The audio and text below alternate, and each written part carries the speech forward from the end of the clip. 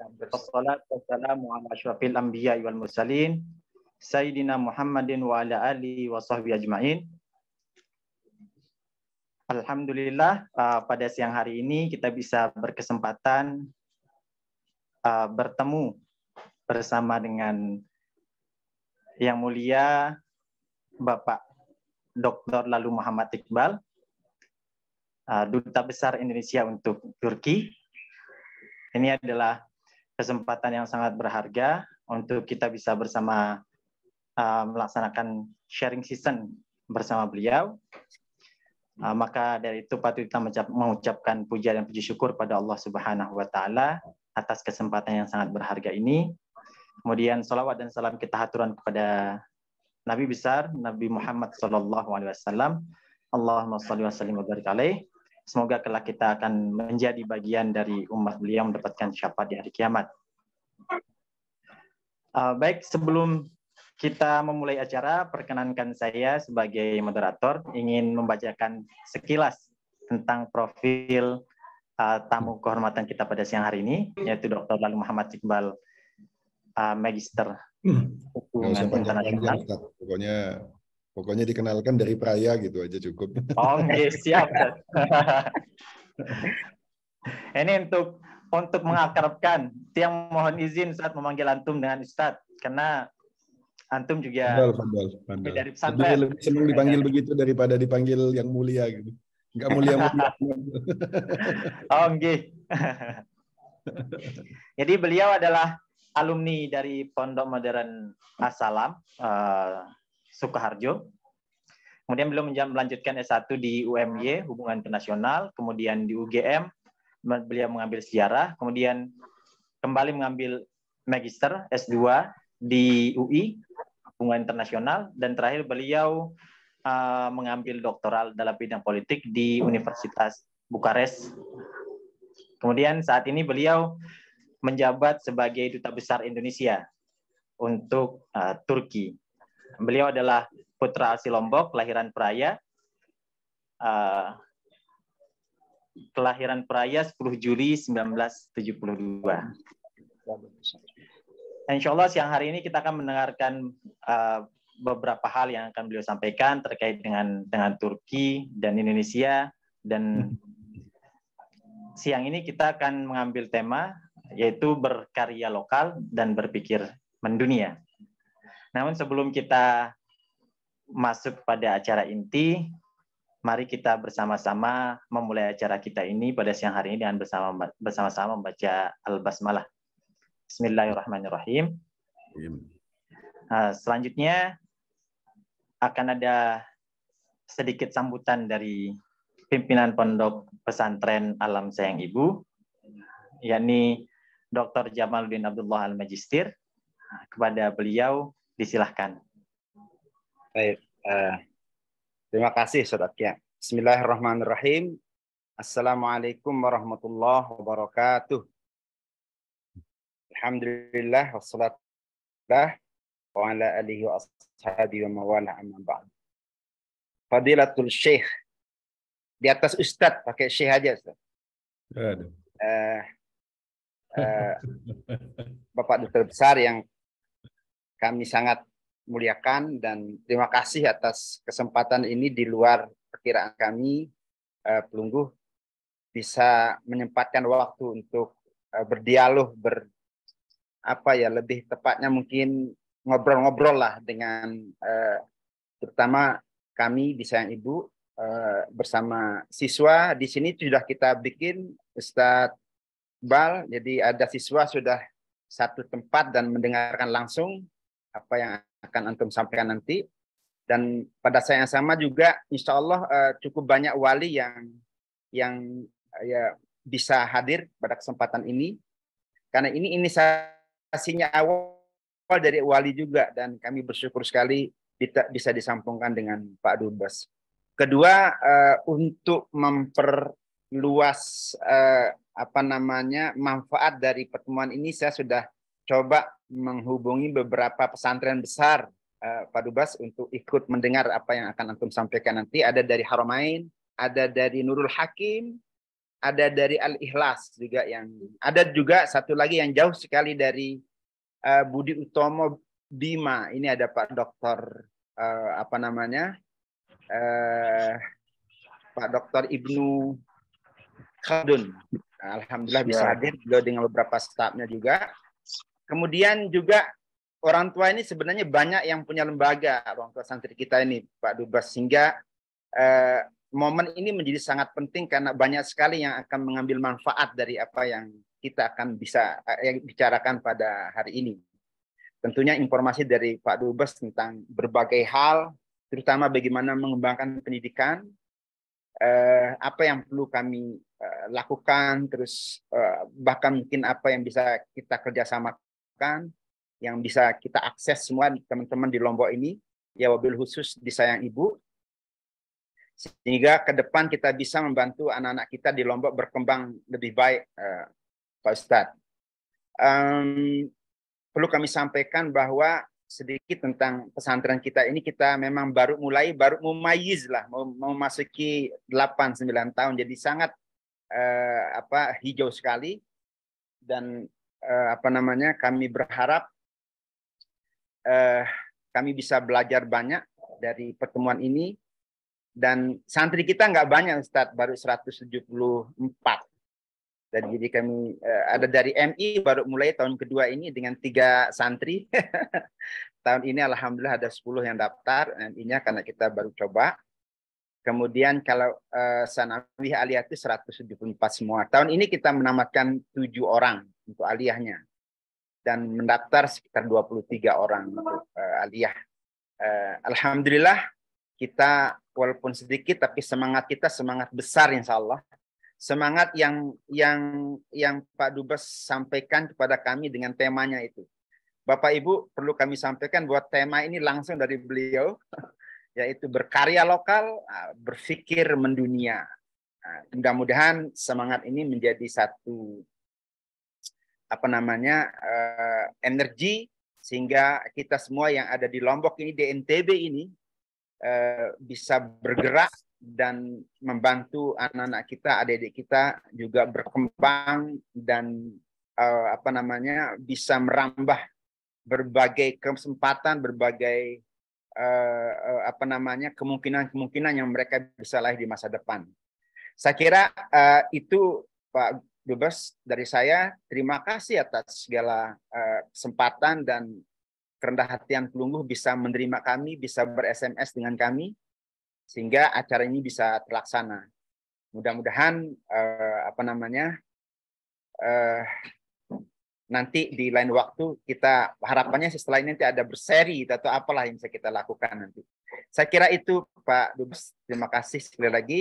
Mohon maaf tadi ada sedikit masalah dengan karena ini kayaknya agak jauh Pak Dubes. Sinyal di sini agak susah sekali. Walaupun kita sudah ada Telkomsel masuk atau Telkom bahkan ada kabel, tetapi memang nampaknya sinyal kami harus bahu membahu. Padahal kita di sini pendekatan kita belajar, kita riset, anak-anak pakai riset project, dan bulan ini alhamdulillah sudah terakhir kemarin semua anak-anak harus bikin riset dan presentasi, dan itu membutuhkan memang setidaknya wifi yang kuat. Tapi alhamdulillah dengan segala keterbatasan sampai hari ini masih bisa kita laksanakan. Saya kira itu Pak Dubes yang dapat kami sampaikan dan perkenalan tentang pesantren kita yang masih muda ini. Semoga kehadiran Pelungguh dan waktu ini membawa keberkahan buat kita semua. Demikian Ustaz Kia, terima kasih atas kesediaan antum sebagai narasumber. Ini Ustaz Kia adalah guru-guru kita dan alhamdulillah guru-guru juga kumpul dalam satu ruangan mendengarkan antum.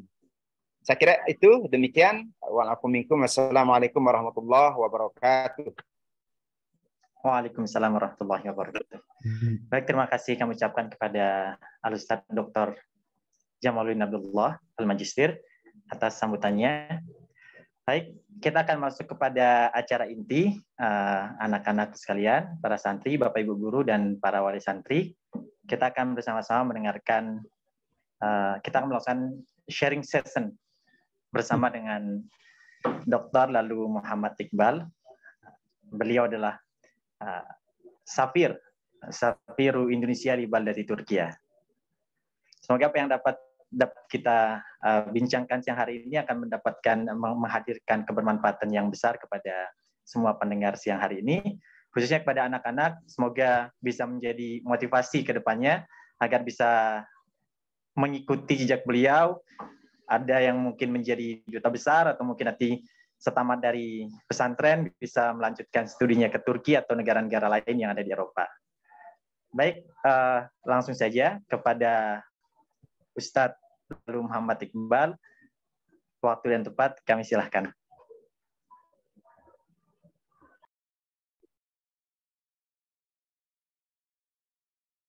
Terima kasih Ustadz Hairul atas waktunya.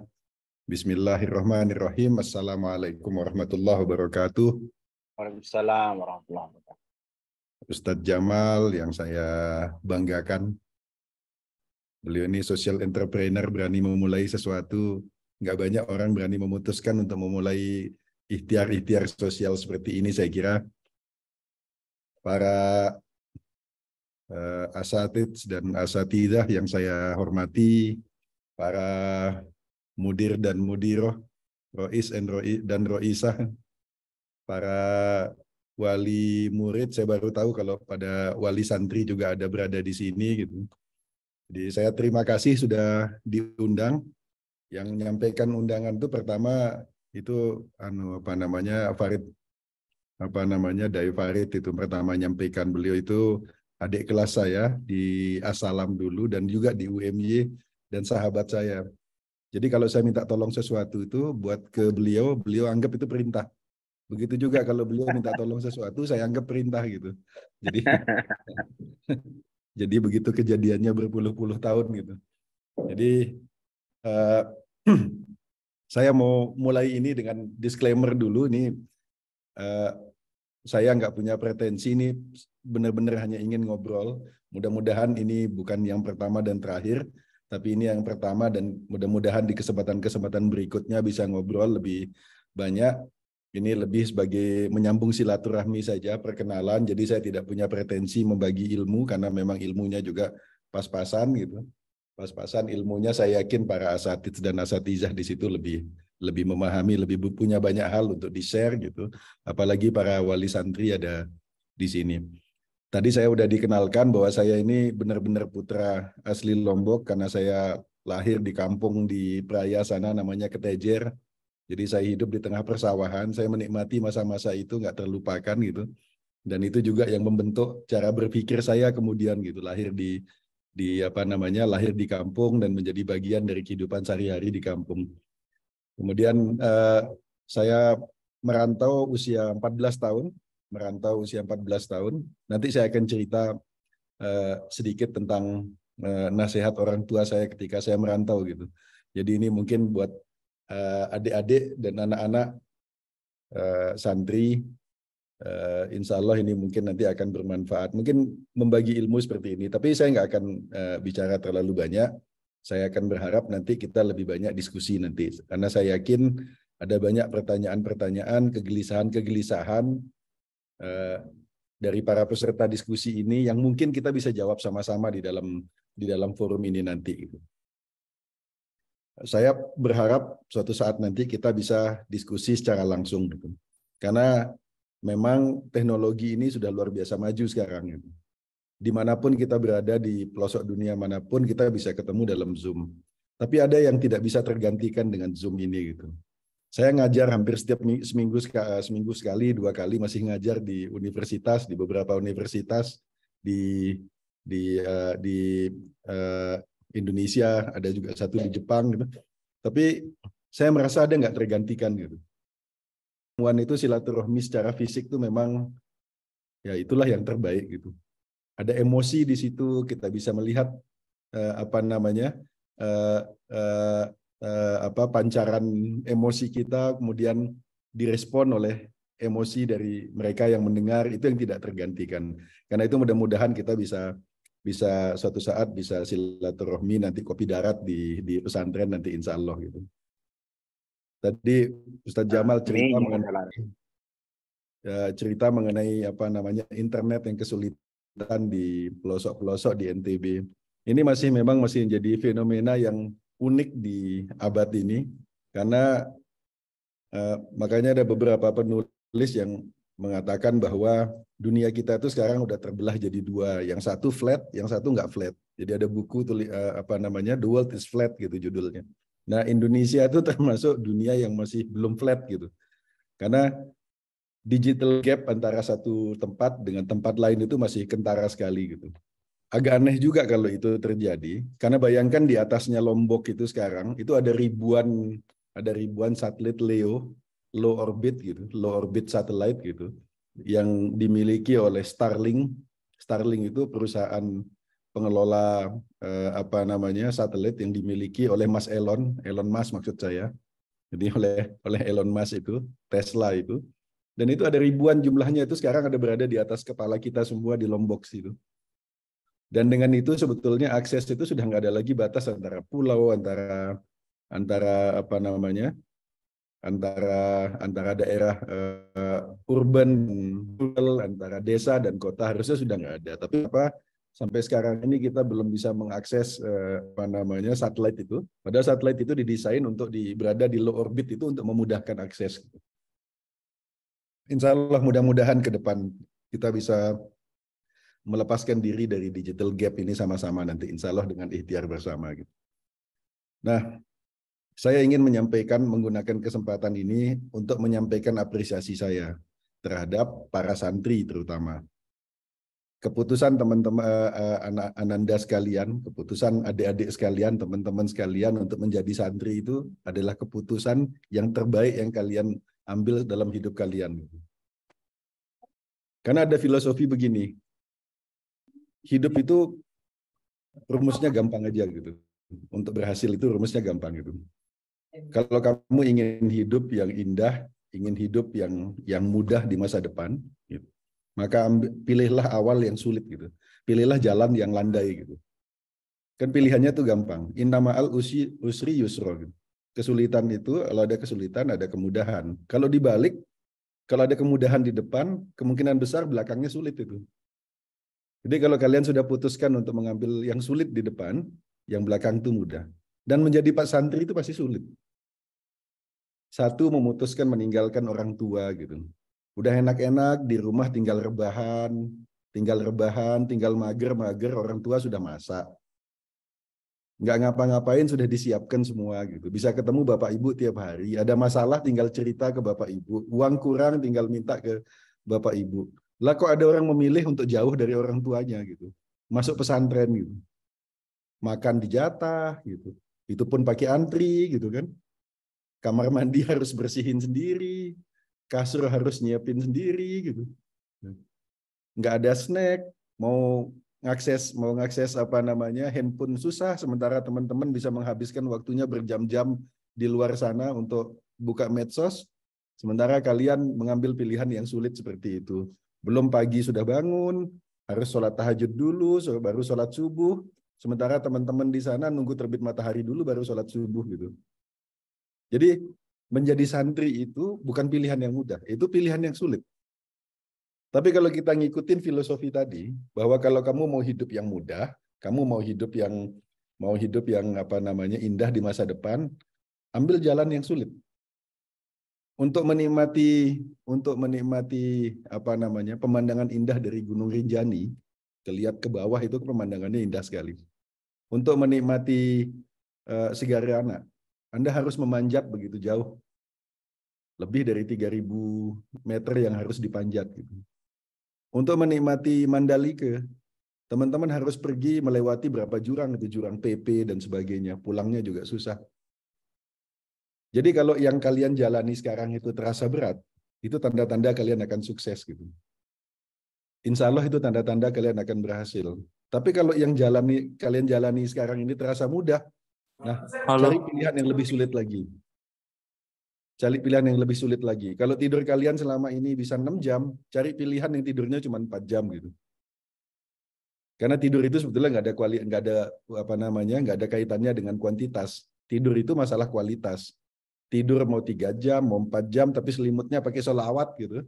pakai selawatnya Rasul, selimutnya itu jauh lebih berkualitas daripada tidur yang 6, 7, 8 jam gitu. Jadi tidur itu masalah kualitas, bukan masalah kuantitas gitu. Jadi itu sebabnya kenapa teman-teman yang santri, ini pengalaman saya, Ustaz. Jadi waktu saya jadi direktur dulu, saya ambil semua yang menjadi staf saya itu, saya ambil semua. Kalau nggak lulusan pesantren, saya ambil, atau lulusan seminari.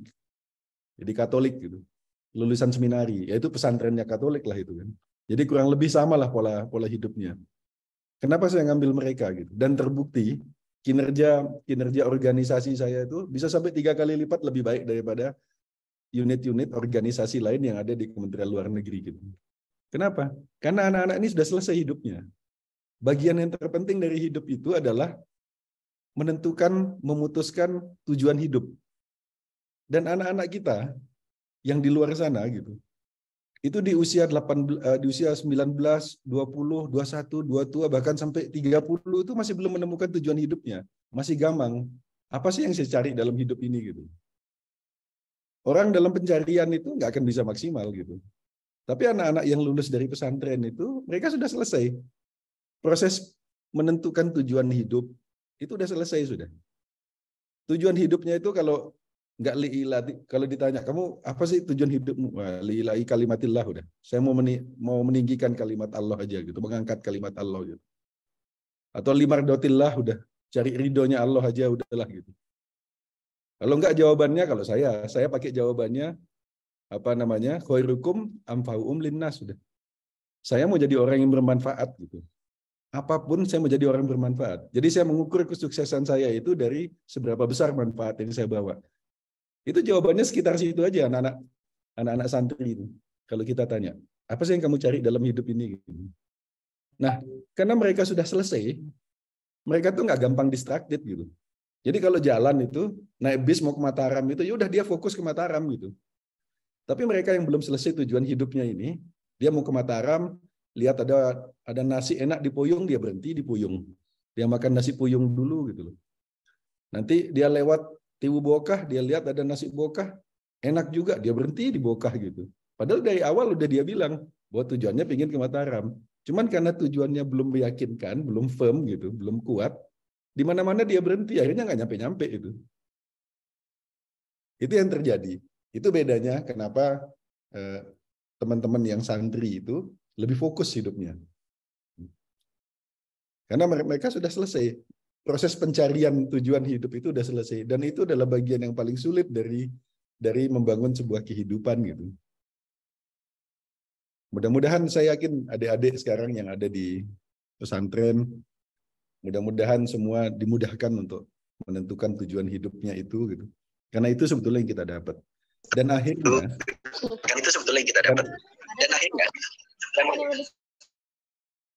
Dan akhirnya dan akhirnya seorang santri itu adalah jadi santri seumur hidup gitu. Sekali jadi santri seumur hidup ya jadi santri. Karena nggak ada mantan santri gitu.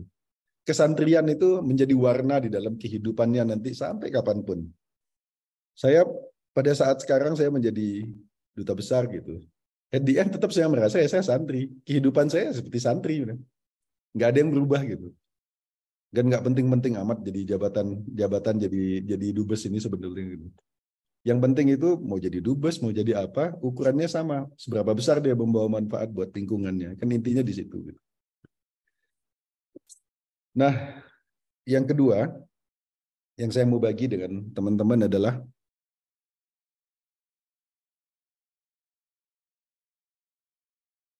pertama tadi kalau memilih jalan, mau memilih jalan yang sulit atau memilih jalan yang mudah gitu. Kalau mengambil jalan sekarang yang sulit, insya Allah kedepannya akan dimudahkan gitu. Nah, saya mau cerita sedikit, mungkin ini bermanfaat.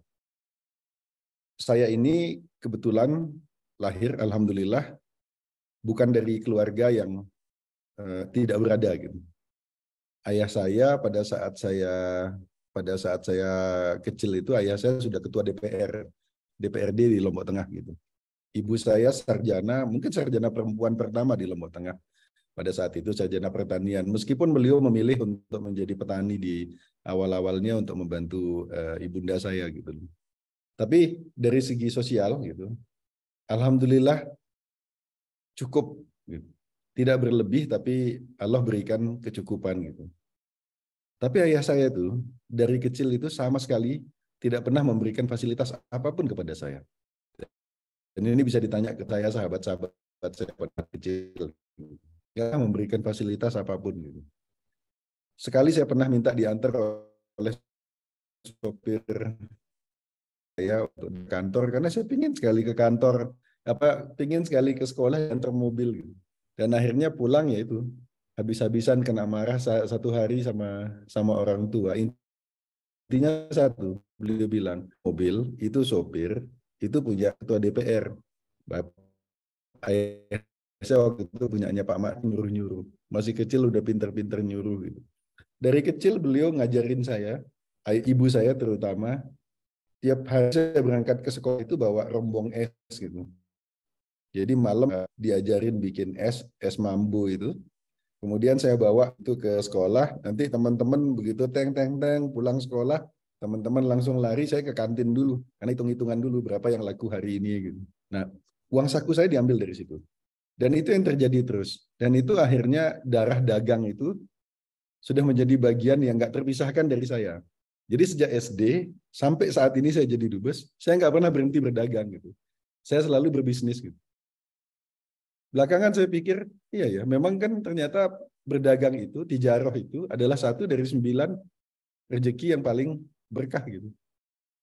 Dan dakwah terutama, Anda nggak akan bisa menjadi seorang dai suatu saat kalau masih tergantung gitu.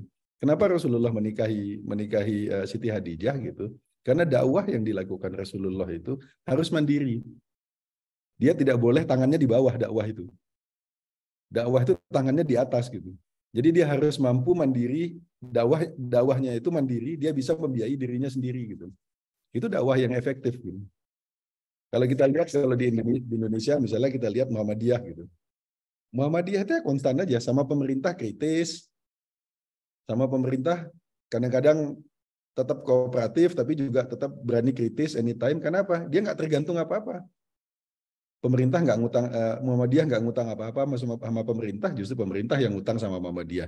Dan ini hanya salah satu contoh. Saya yakin banyak organisasi dakwah lainnya juga yang seperti itu di Indonesia gitu. Ini salah satu contoh. Jadi tadi kembali ke cerita ayah saya tadi, beliau mendidik saya untuk berbisnis. Puncaknya adalah ketika tahun 87, beliau memutuskan saya harus merantau. Ya beliau udah carikan sekolah dan akhirnya saya dimasukkan di As-Salam. Dan saya ingat pada saat saya SMP itu hampir tiap seminggu sekali ayah saya mengajak saya bicara dan salah satu kalimat yang tidak pernah berubah dari situ adalah beliau bilang bahwa Iqbal, gitu. Beliau bilang Bapak tidak akan mewariskan kepadamu apapun. Padahal saya tahu ayah saya itu punya tanah, punya rumah, punya segala lah gitu. Terus kakek saya juga pada saat itu tuan tanah. Tapi kalimatnya selalu sama. Bapak nggak akan mewariskan kepada kamu apapun. Bapak hanya akan memberikan kamu ilmu. Itu kalimatnya. Sehingga ketika saya melangkahkan kaki saya untuk pergi merantau, secuil pun tidak ada bayangan di dalam pikiran saya bahwa suatu saat saya akan mendapat warisan. Bahwa kalau saya tidak pandai mengelola uang saya nanti pada saat saya merantau, bahwa masih ada orang yang akan nalangin saya kalau saya bangkrut gitu. Nggak ada gitu. Jadi satu-satunya harapan saya adalah ya udah, ini saya dikasih uang untuk merantau, ya saya harus bisa hidup selesai dengan uang ini. Kalau uang ini nggak cukup, berarti selesailah sudah saya gitu. Jadi saya harus mencukupi dengan apa yang ada ini. Dan saya berangkat itu nggak diantar orang tua. Padahal saya belum pernah ke Solo. Jadi diantar naik bis sampai diantar naik ferry dari Lembar itu, dikasih tahu bahwa nanti di Padang Bayi kamu cari bis mereknya ini, bisnya kamu naik, harga tiketnya sekian, nanti kamu minta turun di sini gitu. Jadi ambil jurusan Jogja, turunnya di sini. Padahal saya nggak tahu apakah saya akan diterima atau enggak, karena belum tes kan di Asalam. Apakah nanti tes saya akan lulus atau tidak. Nah, pelajaran dari apa yang dilakukan terhadap saya kepada orang tua saya kepada saya ini, yang kemudian saya menikmati pelajaran itu adalah pertama, jangan pernah gantungkan harapan kepada apapun gitu. Tidak kepada siapapun, tidak kepada apapun gitu, selain Allah gitu. Jadi la haula wala quwata illa billah. Jadi hanya tempat bergantung itu hanya Allah. Jadi saya tidak punya bayangan kepada siapa saya bergantung. Di Solo itu saya nggak punya keluarga, saya nggak punya teman sebelumnya. Uang cuma segitu-gitunya gitu. Dan di Asalam waktu itu sudah ditentukan nggak boleh menyimpan uang lebih dari sekian gitu. Jadi hanya boleh nabungnya di Ustadz gitu. Jadi di direktur yayasan kita menitipkan uangnya itu hanya boleh segitu. Yang cash di bawah itu nggak boleh lebih dari sekian, udah ditentukan. Bahkan belanjanya pun nggak boleh pakai uang, tapi pakai cek gitu. Kita dibagikan cek dan belanjanya hanya harus pakai cek itu gitu. Jadi dan dibatasin jumlah peredaran uang itu, jumlah cek yang beredar juga dibatasin. Gitu. Nah yang kedua, pentingnya menuntut ilmu. Jadi ayah saya buat urusan ilmu, semua anaknya disekolahkan keluar daerah gitu. Jadi begitu lulus rata-rata lulus SMP semua sudah keluar. Jadi ilmu dan ilmu. Selalu yang diingatkan oleh beliau itu adalah ilmu. Inturidu ilad dunya bil ilmi, inturidu ilal akhirah bil ilmi, wa inturidu ilaihima bil ilmi. Mau cari apa di dunia ini yang nggak pakai ilmu gitu. Jadi itu yang mendorong. Jadi waktu saya kuliah, saya tuh nggak punya bayangan bahwa kuliah itu akan menjadi fondasi saya untuk sukses. Niat saya cuma cari ilmu gitu. Jadi saya kuliah pertama di UMY, lulus dari Asalam. Kok masih banyak waktu kosong ya? Padahal udah punya waktu itu kita punya kelompok studi juga lingkaran aktif juga di gerakan mahasiswa kita aktif juga. Tapi kok masih banyak waktu kosong ya? Ambil lagi kuliah di UGM, ambil sejarah dan kemudian di UI ambil arsitek gitu.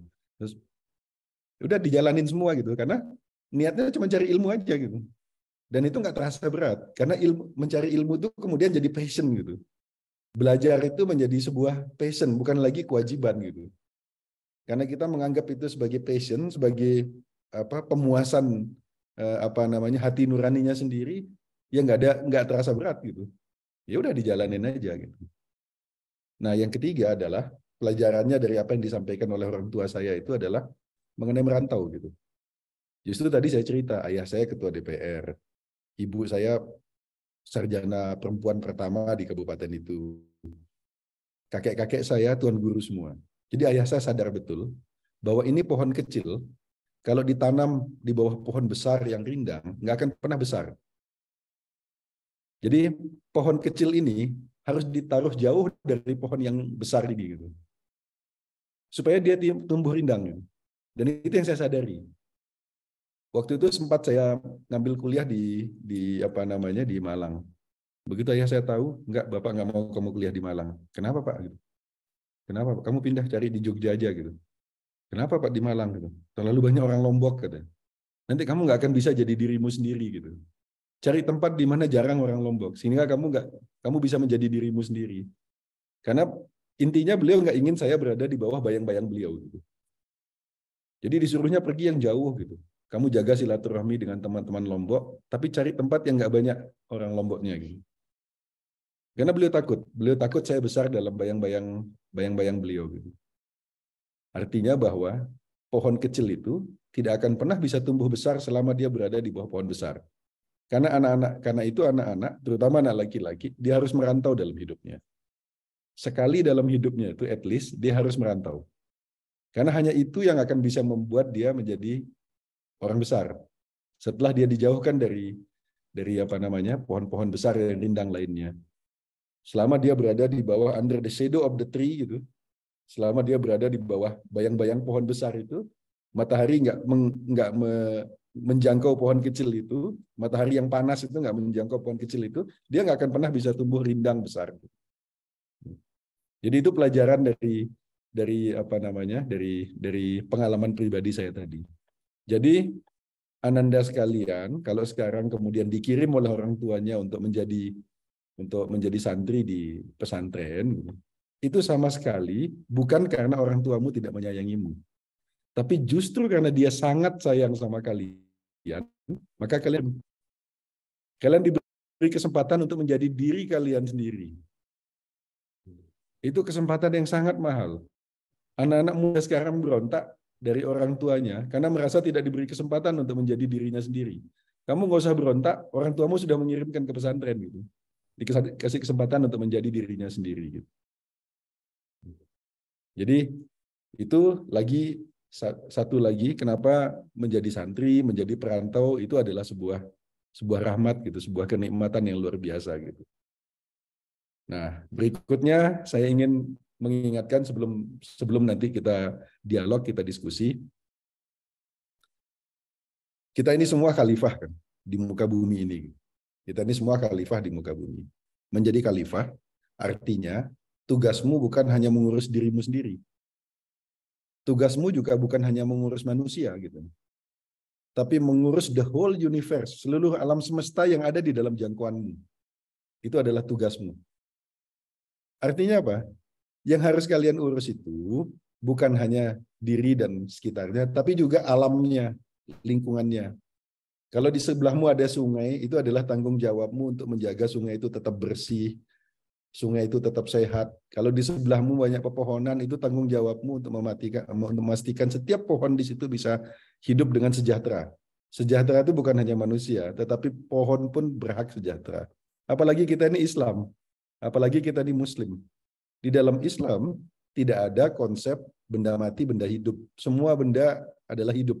Karena semua benda bersujud kepada Allah kan. Gunung bersujud, pohon bersujud. Artinya nggak ada benda mati. Gunung batu itu aja bisa bersujud gitu. Jadi Rasulullah memberi nama kepada setiap benda yang dimilikinya. Itu artinya adalah bahwa nggak ada dalam konsep benda mati di dalam Islam. Semuanya benda hidup. Dan semuanya berinteraksi. Kalau ada di antaranya yang tersakiti, terzolimi, maka akibatnya akan muncul akibat kepada yang lain. Karena saling berinteraksi dia. Semuanya berinteraksi. Nah, saya melihat kesadaran mengenai lingkungan hidup ini, pentingnya lingkungan hidup ini, kita nggak ajarkan ke anak-anak kita. Sehingga kita melihat lingkungan kita yang sekarang ini, seakan-akan dunia itu cuma ada sekarang gitu. Kita tidak menyisakan apapun buat generasi yang akan datang. Bahwa mereka yang kalian yang sekarang santri kecil-kecil ini yang masih ibtidaiyah, sanawiyah ini sekarang, suatu saat ini akan jadi orang tua juga. Dan ada anak generasi berikutnya yang akan lahir, yang mereka juga berhak menikmati apa yang kita nikmati pada saat kita kecil dulu gitu. Nah, sekarang kalau saya pulang ke Lombok itu tapi ini fenomena bukan hanya di Lombok, tapi pada umumnya fenomena di semua bagian di Indonesia gitu. Saya sedih karena anak ponakan apalagi sudah level cucu nggak menikmati apa yang saya nikmati di Lombok ketika itu gitu loh. Air yang bersih di mana-mana, tidak ada kekurangan air, pohon di mana-mana. Dengar banjir itu kok nggak pernah ya gitu dengar kata-kata banjir itu. Banjir itu cuma kita hafal sebagai kosakata, tapi nggak pernah melihat bentuknya seperti apa banjir itu gitu. Baru di Jawa setelah saya merantau, baru saya lihat oh begini toh banjir itu.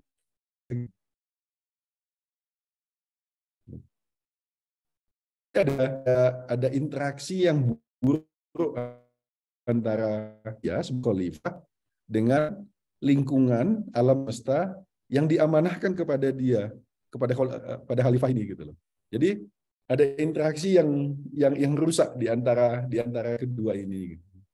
Tentu saya mendengar di Tuan Guru Hasan Naim misalnya punya inisiatif yang pendidikan konservasi lingkungan hidup kepada para santrinya. Itu terharu sekali bahwa ada inisiatif seperti itu muncul. Anak-anak kita ini untuk menyayangi, mencintai lingkungannya. Seperti dia mencintai sendiri. Karena kita sama-sama bagian, sama-sama elemen dari alam semesta ini. Bedanya kita khalifah gitu. Dan itu artinya beban di pundak kita itu berat sekali untuk menjaga keseimbangan alam semesta ini. sebelum kita diskusi, ini nasihat terakhir di sesi pembukaan ini buat ananda-ananda para santriwan dan santriwati, entah berapa yang ikut mendengarkan di sini. Saya ingat, dan ini saya garis bawahi ini, nasihat terakhir ini. Berbaktilah kepada orang tuamu.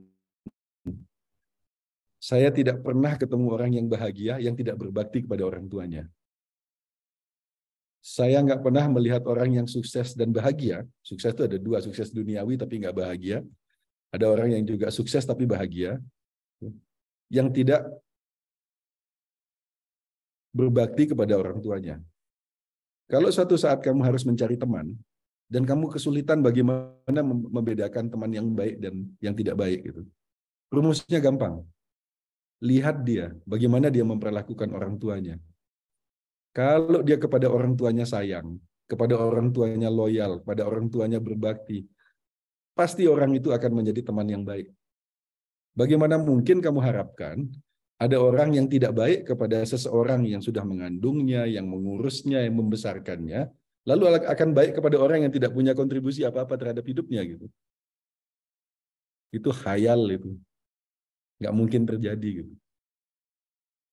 Jadi kalau kamu cari teman yang baik, lihat bagaimana dia memperlakukan orang tuanya. Suatu saat kamu yang santriwan mau cari istri, gitu, gampang cari. Lihat bagaimana si calon istri ini memperlakukan orang tuanya. Kalau dia berbakti tuanya, pasti dia akan berbakti kepada mertuanya dan berbakti kepada suaminya, gitu.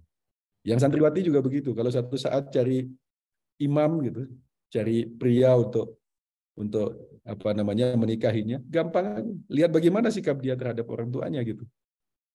Kalau dia kepada orang tuanya dia berbakti, dia sayang ke orang tuanya, dia selalu mendahulukan orang tuanya dan selalu berusaha menyenangkan orang tuanya, insya Allah dia akan berbakti kepada mertuanya, dia akan berusaha menyenangkan istrinya dan anak-anaknya, dia akan sayang kepada keluarganya. Udah, itu rumus yang paling gampang. Ini karena ngomongnya sama santri ya, jadi bisa lebih dalam dikit, gitu. Di surat Al-Luqman, kan kita tahu semua bahwa salah satu dosa yang paling besar yang tidak bisa diampuni oleh Allah itu adalah dosa syirik, mensekutukan Tuhan, ya, mensekutukan Allah. Jadi Allah itu maha pencemburu, nggak mau disekutukan, nggak mau disamakan dengan apapun, gitu.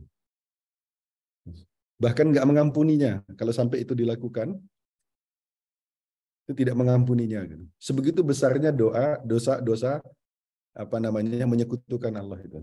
Tapi kalau lihat di surat itu kan cerita mengenai kalau kamu kamu menyekutukanku, jangan ikutilah berbuat baik kepadanya.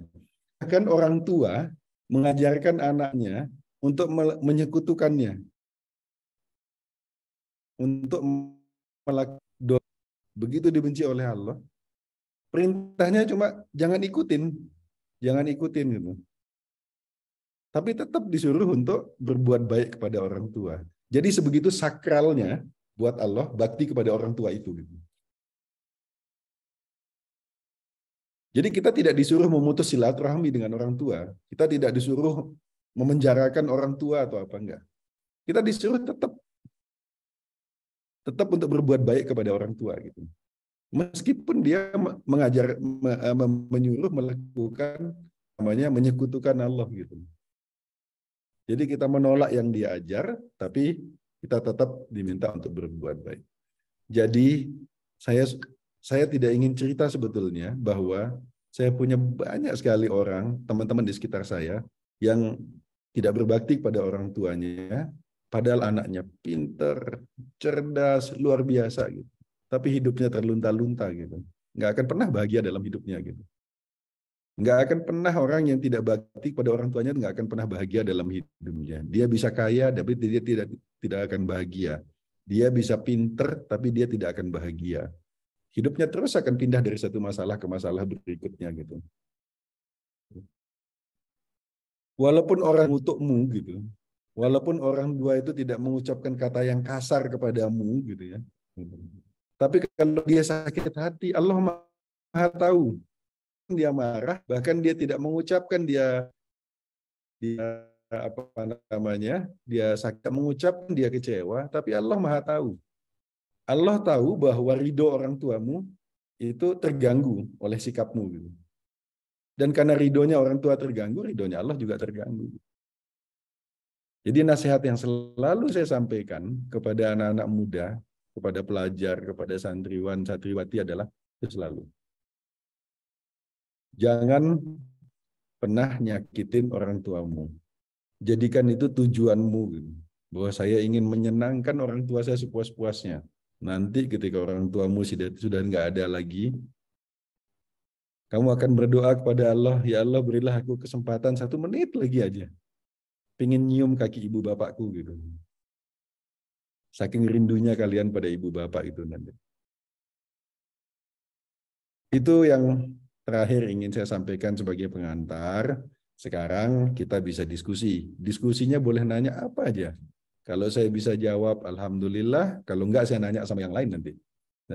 Atau mungkin bahkan ada ustadz dan asatidz dan asatizah di sini yang bisa menjawab. Mudah-mudahan apa yang saya sampaikan sebagai pengantar perkenalan ini mudah-mudahan bermanfaat buat semuanya, terutama bermanfaat buat saya sendiri yang bicara gitu. Dan kita semua mudah-mudahan bermanfaat. Wabillahi taufiq wal hidayah. Assalamualaikum warahmatullahi wabarakatuh. Waalaikumsalam warahmatullahi wabarakatuh. Waalaikumsalam warahmatullahi wabarakatuh. Alhamdulillah. Terima kasih kami ucapkan kepada antum, Ustadz lalu Muhammad Iqbal atas nasihat-nasihat yang telah diberikan. Ada beberapa hal yang sangat menarik dari yang beliau sampaikan.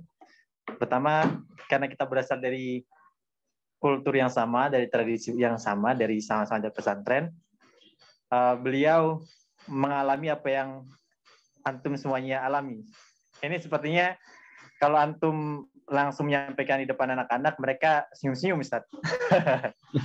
Dengan apa yang antum sampaikan. Tapi karena keterbatasan media yang tidak bisa melihat ekspresi mereka langsung, jadi nggak ketangkep.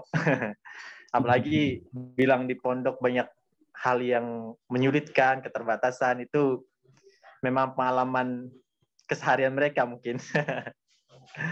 Itu sangat menarik bahwasanya kesulitan-kesulitan yang kita hadapi saat ini sebagai santri kedepannya akan bermanfaat bagi kita, itu akan menjadi bekal yang berguna bagi kita di masa yang akan datang. Kemudian ada satu hal yang menarik juga dari yang antum sampaikan. Saya tidak tahu apakah antum sudah lumayan kenal dengan sekolah kita bersama ini tentang PAMSI. Karena apa yang antum sampaikan itu sejalan dengan apa yang diinginkan oleh Bapak pimpinan dan dengan visi misi yang ingin dicapai oleh madrasah atau pondok, yaitu berkaitan dengan manusia sebagai khalifah. Adalah salah satu nilai-nilai inti yang ada di PAMSI. Maksudnya kita manusia adalah khalifah yang bertanggung jawab terhadap tidak hanya sama juga kepada makhluk Allah selain manusia itu. Dan kalau mengacu kepada penjelasan Imam Ghazali bahwasanya ilmu itu ada yang fardu ain dan fardu kifayah, bisa jadi saat ini kita umat Islam masih sharing dosa mungkin. Karena kita tertinggal dari mereka-mereka yang non-muslim. Mereka pakar dalam berbagai macam bidang sains, sedangkan kita belum ada pakar fisika misalkan yang muslim, fisikawan muslim, atau yang pakar dalam bidang biologi, ekonomi, ataupun psikologi, dan banyak bidang ilmu yang lain yang sebenarnya itu juga terkait erat dengan Islam gitu. Kalau mengacu pada penjelasan Al-Ghazali, kalau seandainya saat ini belum ada pakar psikologi yang muslim, belum ada fisikawan yang muslim, atau kimia, biologi, dan disiplin ilmu yang lain belum ada yang dari muslim, bisa jadi kita masih sama-sama berbagi dosa gitu. Karena fardu kifayahnya belum tercukupi gitu. Semoga ini menjadi motivasi bagi anak-anak sekalian, adik-adik semuanya, para santri untuk bisa lebih giat belajar, untuk bisa lebih fokus lagi, untuk bisa mengenal diri, mengenal tujuan hidupnya agar bisa memberikan manfaat yang sebesar-besarnya kepada manusia dan seluruh makhluk Allah di alam semesta ini.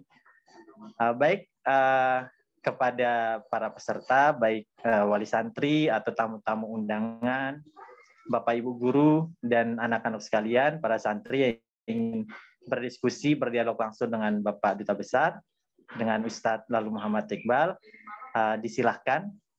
Jika memungkinkan menyampaikan pertanyaan secara lisan, sangat baik. Kalau tidak, boleh dituliskan di kolom chat, nanti akan saya bacakan.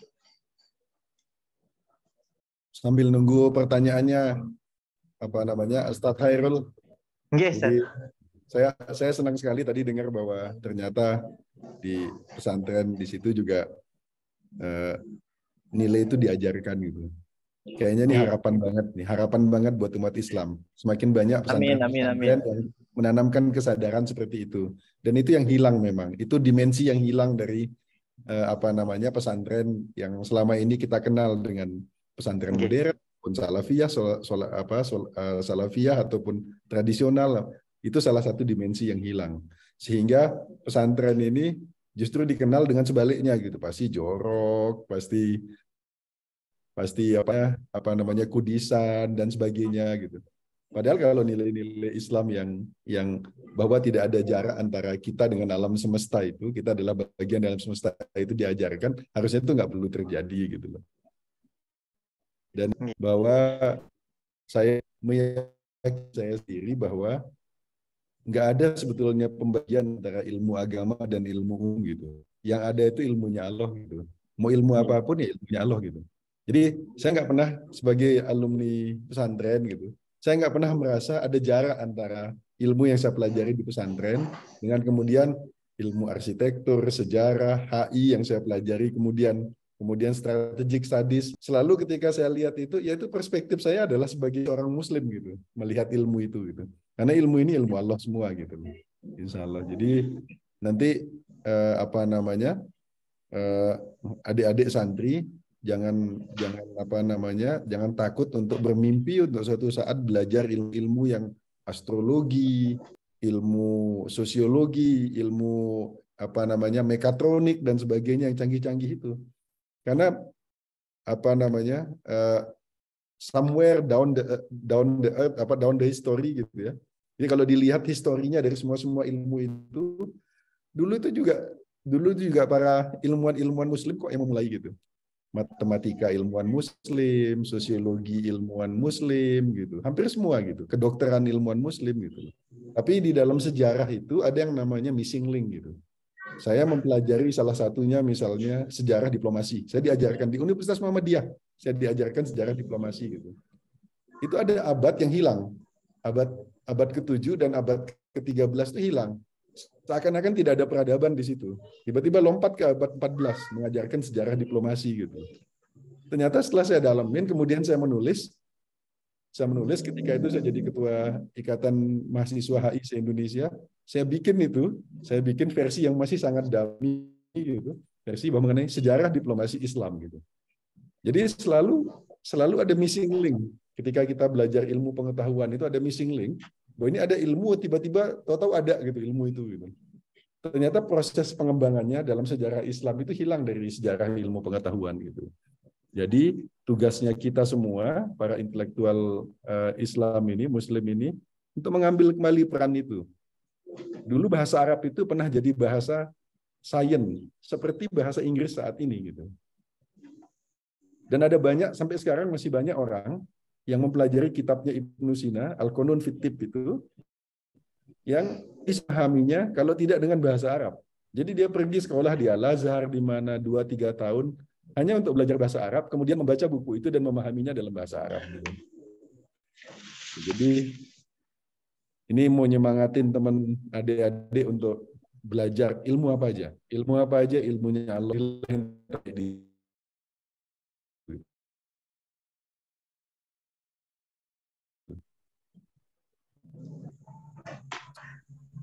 Sepertinya ingin mengajukan pertanyaan langsung melalui audio. Silakan. Kepada Rizky, silakan. Rizky. Bisa disampaikan pertanyaannya. Ini Rizky Silakan. dari Bima, Ustaz. Oke. Saat ini kelas 11. Wah, Rizky. Wah, sekarang anak pesantren bisa pipinya bisa tembem begitu ya. Bisa sehat begitu. Dulu kita Betulan kurus kering di makanannya enak pesantren. semua. Tembem dalam penderitaan, Ustaz. Silakan Rizky. Bismillah. Silakan, Izin Rizky. bertanya sebelumnya. Kemarin sempat nyari tahu sih beberapa universitas di sana. Dan juga tertarik kemarin sempat.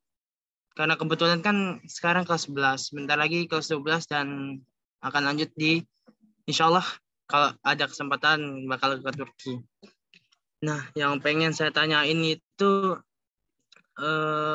bagaimana sih pembelajaran di Turki? Apakah sama dengan Mesir atau dengan yang lain gitu aja sih?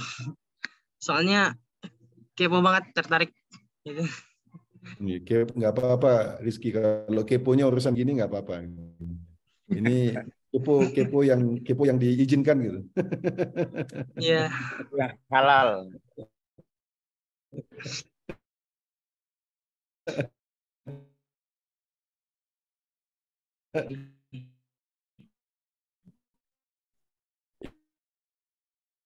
Iya, sambil nunggu pertanyaan yang lain mungkin harus kalau itu, karena kalau mulai dari kelas dan kalau mau Turki itu bukan di bidang agama sebetulnya kelebihannya, bukan di kajian agama. Kajian agamanya cukup bagus gitu. Cukup bagus di Turki. Tapi kajian-kajian yang terkait dengan industri dan teknologi. Untuk ukuran di negara Muslim saat ini, mungkin Turki yang terbaik. Jadi pendidikan di dunia, mungkin Turki yang terbaik untuk pendidikan yang terkait dengan teknologi, dengan industri, gitu, dengan ekonomi. Turki yang terbaik. Karena kulturnya sudah kultur Eropa. Jadi kultur belajarnya udah Eropa gitu. Jadi kalau pergi ke perusahaan-perusahaan teknologi di Turki, itu ada pekerja-pekerja itu yang sudah doktor gitu, tapi masih pegang tang, masih apa namanya, masih kerja, masih ngerjain mesin, masih nyambungin kabel dan sebagainya. Nah, Indonesia itu salah satu kelemahannya di bidang teknologi itu adalah kalau kita S1 aja gitu, itu udah jadi amtenar kita gitu loh. Karena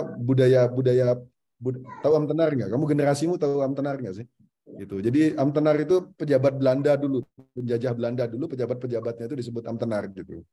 Jadi lulus S1 pun itu gayanya sudah kayak bos gitu, amtenar, maunya duduk di meja merintah-merintah gitu. Itu budayanya gitu. Jadi bukan budaya industri gitu loh. Di negara-negara industri S1, S2, S3 itu akademik gitu. Jadi itu bukan strata sosial gitu loh. Bukan strata sosial. Jadi kamu kalau S3 kamu tidak dengan sendirinya bos gitu. Kamu bekerja tapi tingkat keahlianmu dibandingin yang S1 itu jauh lebih tinggi tingkat keahlianmu. Jadi gajimu juga jauh pasti lebih tinggi gitu. Jadi masalah knowledge, masalah pengetahuan. Nah, mudah-mudahan Rizky juga tertarik nanti ke sini. Di sini nanti saya kirimin ke Ustadz Jamal, itu ada buku yang diterbitkan sama KBRI mengenai kuliah di Turki gitu. Nanti itu dalam bentuk PDF, sengaja kita buat dalam bentuk PDF supaya gampang disebarkan gitu. Nah, nanti saya kirimkan, nanti Rizky bisa buka-buka di sana. Dan nyari kuliah di Turki gampang banget. Nanti setelah baca buku itu, kalau misalnya berminat di kampus mana, langsung daftar aja. Biayanya pun sangat murah di Turki. Jadi nggak perlu pakai agen. Biayanya sangat murah. Di universitas yang paling bagus di Turki, yang ITB-nya Turki gitu, itu per semesternya itu hanya sekitar 4 juta rupiah. Nggak ada uang pangkal, nggak ada uang gedung. Biaya hidup juga murah. Di luar Istanbul ya. Di luar Istanbul, misalnya Ankara gitu, biaya hidup itu tidak lebih mahal daripada Jogja gitu. 2 juta sudah bisa hidup tuh bisa hidup damai itu di 2 juta setengah udah bisa hidup damai itu di Ankara, karena subsidi untuk sektor pendidikan itu besar sekali dari pemerintah. Tapi ada juga peluang beasiswa. Nah, nanti teman-teman yang dari pesantren, saya nggak keberatan nih Ustadz Jamal. Kalau suatu saat dari pesantren ada yang bagus-bagus, bibit-bibit yang bagus, mau ikut beasiswa, saya kasih rekomendasi nanti gitu. Dengan senang hati gitu. Alhamdulillah. Yang bibitnya bagus-bagus, yang hafiz berapa juz, tapi juga nilainya secara umum juga bagus. Kita sama-sama dorong nanti gitu. Bukan hanya di YTB, bukan hanya di Turki, tapi di negara-negara lain juga gitu. Saya nggak keberatan dengan senang hati merekomendasikan nanti gitu, insya Allah gitu. Terima kasih Pak Kalau Dubes. Rizky, Ya, mulai ya diskusi sama teman-temannya mengenai mau kemana nanti gitu, mau kuliah apa nanti gitu loh. Cari tahu mengenai profesi-profesi. Banyak sekali di dunia ini jenis-jenis profesi. Di luar yang Rizky pernah lihat. Taunya kan pilot, presiden, ini mau jadi pilot, mau jadi presiden, ini mau jadi apa namanya?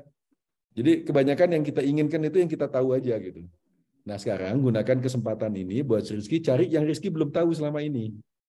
Di luar sana tuh banyak sekali profesi-profesi yang luar biasa dan membawa manfaat kepada orang banyak gitu. Jadi coba dalemin itu. Dan nasihat saya terakhir nih buat Rizky dan teman-temannya, jangan pernah ingin menjadi sesuatu.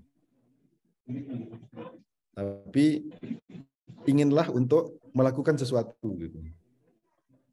Jadi kamu jangan ingin jadi apa namanya? Jadi inginlah untuk menyelesaikan satu masalah gitu. Jadi yang penting itu bukan jadi dubesnya, tapi bahwa cita-citanya adalah saya ingin meningkatkan hubungan Indonesia-Turki di antara dua negara Islam gitu.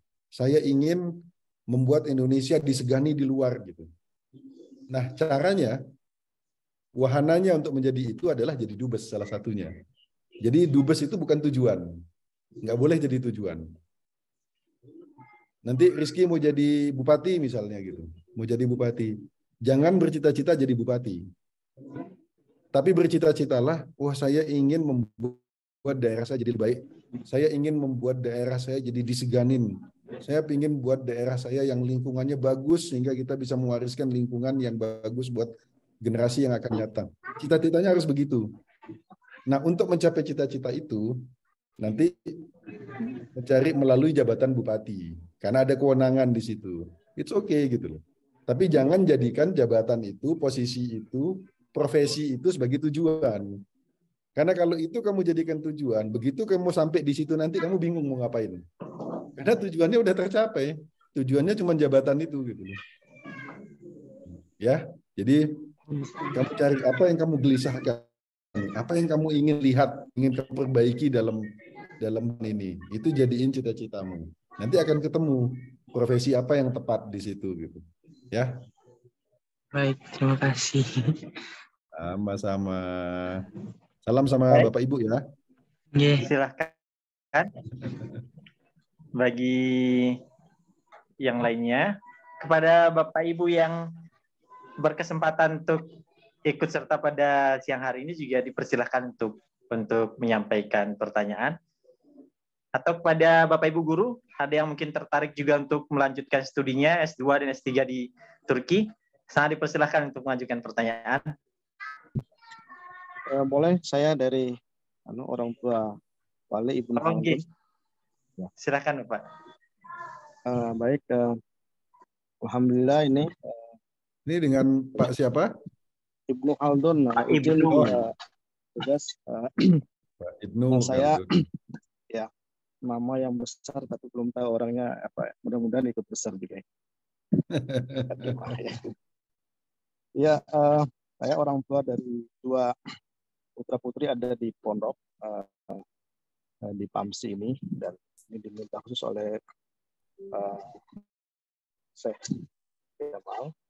Dan memang informasi kegiatan ini memang diinisiasi oleh senior kami Pak Abang Farid Tolomundu, sehingga alhamdulillah ini bisa betul-betul terwujud. Berarti Farid itu junior saya, ini lebih junior lagi berarti. Iya, alhamdulillah.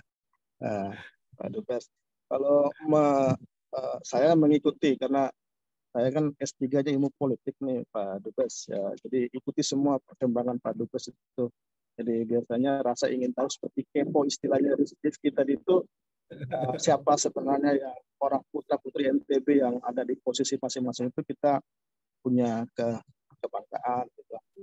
Dan selain ini saya memang di Bima ini diwariskan oleh orang tua, ada yayasan punya perguruan tinggi STKP Taman Siswa Bima baru 15 tahun. Memang kita sudah punya tagline kampus yang di daerah kecil itu go internasional gitu kira-kira yang kita bangun tagline. Nah sehingga sangat ingin kegiatan seperti ini sangat ingin juga mengundang dan mungkin sangat kalau ada kesempatan ada ingin membangun kemitraan dengan Turki karena memang kita kalau baca sejarah Turki apalagi pekan lalu baru saja diumum untuk ini jadi soal komitmen keislaman di tambahan kami sebagai orang tua yang kami yang ada di pondok ini. Jadi saya kira saya hanya menyampaikan perkenalan itu.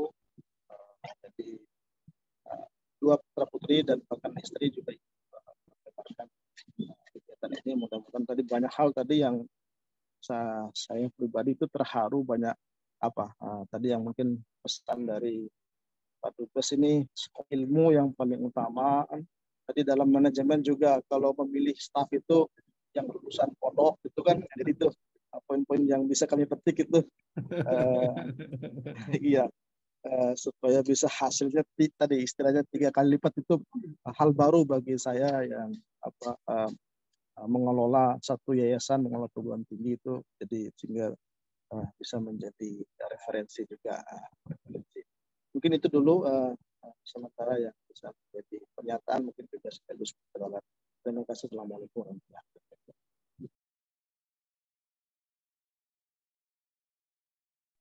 Baik, terima kasih kepada Bapak Ibnu Khaldun. Open-set ini ada 2 lagi yang ingin bertanya, mungkin bisa di sekaligus itu 3 pertanyaan kepada Nune Dava dan saya tidak tahu ini namanya siapa, tapi dengan nama Oppo A53. Oh, ini Rafif Pak, tapi bisa. Ya baik, silahkan Rafif dan Dava. Sebelumnya izin bertanya Ustaz. Perkenalkan diri dulu Rafif. Perkenalkan nama saya Aulia Rafif Rahmadana, saya dari kelas 12 di Pesantren Al-Ateng Ibu. Sudah lulus sih, tapi kita dipanggil lagi buat ikut Zoom meeting ini sama teman-teman yang lain. Jadi di sini saya ingin bertanya Ustaz, sebenarnya tugas dari duta besar itu apa sih Ustaz secara keseluruhan? Saya apakah hanya jadi perwakilan negara buat suatu negara gitu, atau ada tugas yang lebih khusus buat jadi apa gitu? Itu aja sih Ustaz, saya ingin bertanya ke sana. Terima kasih Ustaz. Oke, baik, terima kasih Rafif. Sepertinya Nuna Dava belum bisa menyampaikan pertanyaannya karena ada kendala.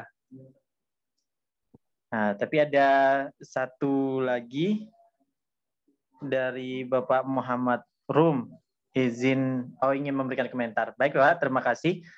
Sebelum Bapak berkomentar, kita berikan kesempatan dulu kepada Ustadz Lalu untuk menjawab 2 pertanyaan yang telah diajukan. Terima kasih Ibnu Khaldun, selamat sekali lagi.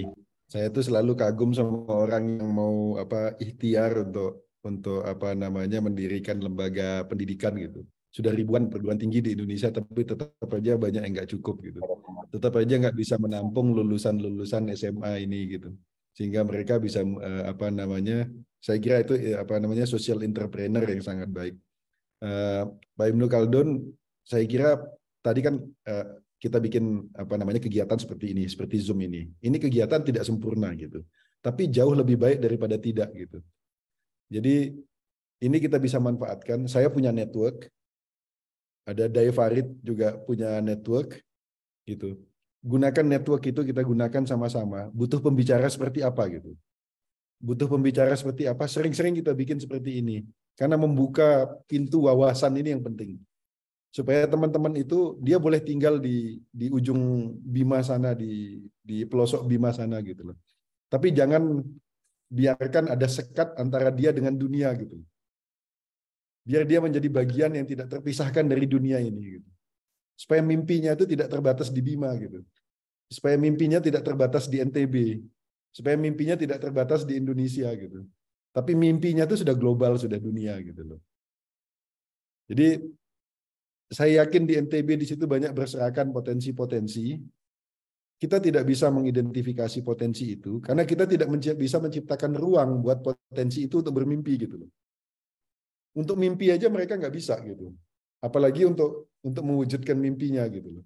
Jadi dengan diskusi-diskusi semacam ini kita undang teman-teman yang kalau istilah saya itu from zero to hero gitu ya. Orang-orang yang memulai kehidupannya dari dari nol kemudian bisa jadi sesuatu gitu.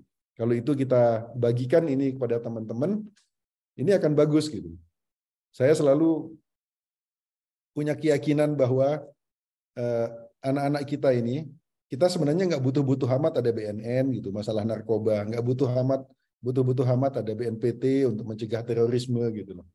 Dan anak-anak kita ini tidak akan membuang-buang waktunya untuk sesuatu yang sia-sia. Kalau mereka punya hopes, problemnya di anak-anak muda kita adalah mereka kehilangan hopes, gitu. Mereka kehilangan harapan gitu. Karena yang dilihat di YouTube, yang dilihat di TV gitu kan, untuk sukses di Indonesia itu kan untuk sukses pilihannya dua, jadi orang ganteng banget atau cantik banget gitu, atau jadi orang jelek banget gitu. Kan Raffi Ahmad karena ganteng sukses. Tukul karena jelek ya sukses juga gitu loh. Nah, sayangnya kita ini pada umumnya nggak di dua-duanya gitu loh. Kita ini tengah-tengah aja gitu. Ganteng ya lumayan gitu. Terus jelek ya nggak jelek-jelek amat gitu loh. Jadi umumnya kita ini di tengah-tengah aja gitu loh. 90% orang-orang kita itu berada di tengah-tengah ini. Sehingga orang-orang ini kehilangan hopes gitu. Dia lihat ada orang kaya karena bapaknya pejabat gitu. Tiba-tiba kaya gitu. Pejabat gitu. Jadi semua instan. Yang dia lihat di depan matanya itu semua orang yang berhasil dengan instan. Dia tidak dengar cerita mengenai perjuangan gitu. Perjuangan orang-orang. Dan dia tidak melihat ruang buat karena dia adalah orang biasa-biasa saja, bukan dari keluarga hebat gitu. Dia tidak lihat ada ruang tersedia buat dia untuk menjadi orang besar gitu. Jadi tugas terbesar kita ini, terberat kita ini adalah bagaimana membangun hopes, membangun harapan di antara anak-anak muda ini, bahwa look, lihat di sana, bahwa siapapun kamu, apapun latar belakangmu, dari manapun kamu berasal, apapun kondisimu, kamu bisa berhasil gitu. Nah, itu yang tidak ada. Jadi tugas kita ini sama. Karena itu saya senang kalau diundang begini-begini, karena saya tahu persis yang dibutuhkan anak-anak muda ini adalah hopes gitu. Harapan bahwa mereka bisa sukses dengan segala keterbatasan yang ada gitu. Nggak perlu jadi cantik banget, nggak perlu jadi gagah banget. Kayak kayak Rafif dan teman-teman ini saya lihat gagah-gagah banget nih. Kalau saya punya anak perempuan seusia ini saya jadiin mantu semua itu nanti. Tapi kita pada umumnya 90% kita itu tidak berada di level yang gagah banget, cantik banget atau jelek banget itu enggak. Kita ini tengah-tengah aja pada umumnya gitu. Jadi kita tidak bisa membuat keberhasilan yang instan gitu. Jadi kita harus keberhasilan kita itu keberhasilan yang kita capai melalui perjuangan gitu. Jadi itu tugas kita. Nah, saya siap berbagi untuk butuhnya pembicara seperti apa. Ayo Ustadz Jamal juga nanti kalau mau datengin yang dari Turki misalnya, pengen datengin siapa yang bisa inspire, bisa membagi inspirasi dari Turki. Ayo kita bikin dari Jakarta, dari mana teman-teman. Jadi kita bersaling bertukar network nanti supaya bisa hadir di sini dan berbagi dengan anak-anak kita gitu, berbagi harapan gitu. Bahwa masih ada peluang, masih besar peluang buat kita untuk semua sukses apapun latar belakang kita gitu. Nah, yang terakhir mengenai kemitraan, di ini aja apa namanya Ibnu Khaldun, diidentifikasi aja kemitraan apa yang dibutuhkan gitu, untuk riset kah, untuk jurnal kah, untuk apa, nanti kita bantu cariin gitu. Karena biasanya teman-teman di Indonesia tuh suka kontak saya, bantu dong cari mitra, ya mitranya apa gitu, harus spesifik gitu, mitranya seperti apa, dan nggak perlu datang ke Turki, kita bisa bikin kemitraan itu tanpa harus datang ke Turki gitu. Jadi kita bisa nanti kalau sudah jadi barang itu sudah sukses gitu, baru kita datang ke Turki gitu loh. Jadi jangan ke Turkinya dulu gitu. Pokoknya mitranya adalah institusi yang bagus dari Turki gitu.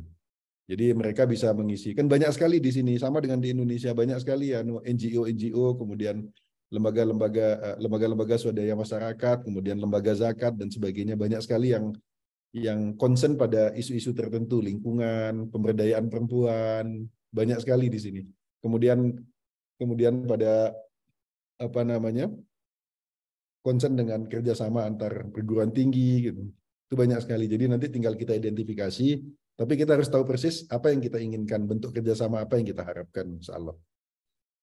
Itu gunanya kita di sini. Nah, terakhir itu tadi dari Rafif nanya, Dubes ini dan duta besar luar biasa dan berkuasa penuh ini apa sih gitu. Namanya serem loh, Fit. Duta besar luar biasa dan berkuasa penuh gitu. Biasanya kita suka ngomong gini gitu. Biasanya duta besar luar biasanya itu si bapaknya gitu. Nanti yang berkuasa penuh itu si ibunya yang di rumah gitu.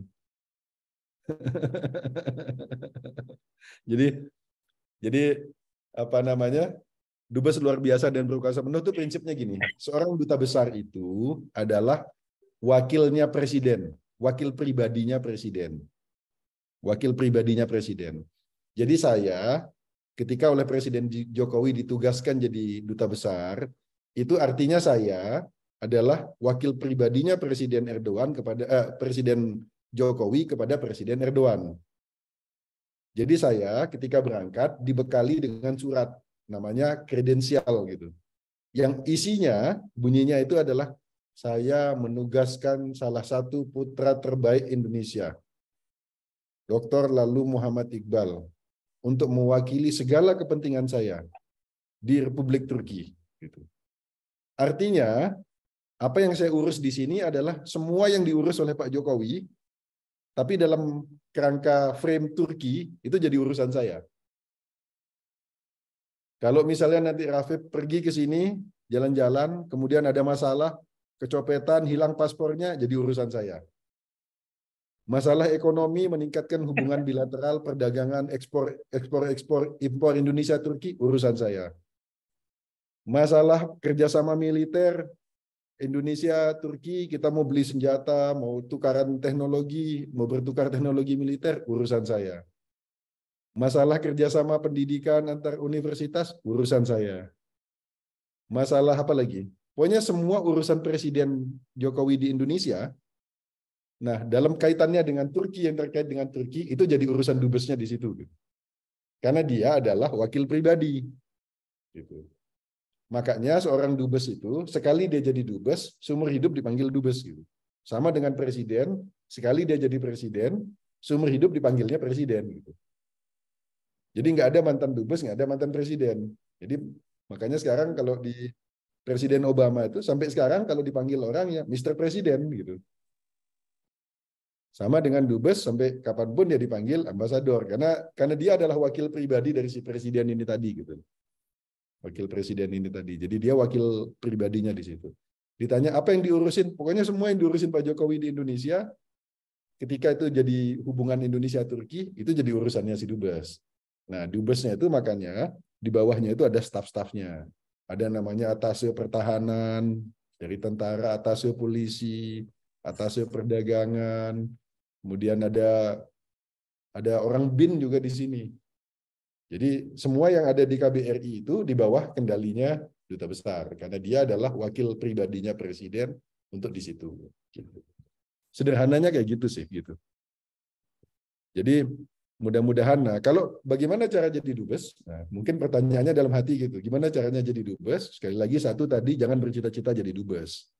Bercita-cita aja untuk memperjuangkan kepentingan Indonesia di dunia internasional gitu. Jadi terus bagaimana prosesnya? Apakah harus jadi diplomat dulu? Ya, kalau dubes itu ada dua. Ada duta besar yang karir, duta besar karir seperti saya ini karir. Jadi saya masuk itu dari jadi diplomat biasa dulu, dari kroco dulu. Naik pelan-pelan gitu. Terus akhirnya jadi dubes. Tapi ada juga dubes jalur yang bukan Kemlu. Misalnya kamu jadi wartawan. Kemudian wartawannya sangat paham mengenai masalah internasional. Kemudian sampai begitu pahamnya, ahlinya dikenal sama presiden. Presiden bisa menunjuk kamu jadi duta besar. Contohnya duta besar Sabam Siagian dulu jadi dubes di Australia gitu. Beliau itu wartawan gitu. Kenapa? Karena sesuai undang-undang dasar, bukan undang-undang lagi, undang-undang dasar, bahwa dubes itu, jabatan dubes itu, karena dia adalah wakil pribadi presiden, maka seorang duta besar itu adalah penunjukannya adalah hak sepenuhnya dari presiden. Jadi kalau presiden mau nunjuk tukang pijatnya jadi dubes, bisa gitu. Bisa juga gitu. Jadi siapapun yang presiden kehendaki jadi dubes, bisa gitu. Karena duta besar itu adalah wakil pribadi presiden dan undang-undang dasar menjamin bahwa itu adalah sepenuhnya hak presiden untuk menentukan siapa yang jadi dubes. Gitu. Gimana, Viv? Udah terjawab, Viv? Alhamdulillah sudah. Terima kasih Ustaz atas jawabannya. Sukses ya, Viv. Sukses belajar. Salah cari pengalaman. Sekarang di mana, Viv? Setelah lulus, terus gimana? Insya Allah minta doanya Ustaz, semoga lulus di ITB. Ya, amin, amin. Wah, ikut bangga. Kabar-kabari ya. Kabar-kabari ya nanti kalau lulus di ITB ya, ikut bangga. Ini Rafif dari Lombok Timur. Oh, oke. Ikut bangga, saya ikut mendoakan mudah-mudahan sukses. Tapi saya kasih satu tips lagi, mumpung lagi ngomong mengenai universitas.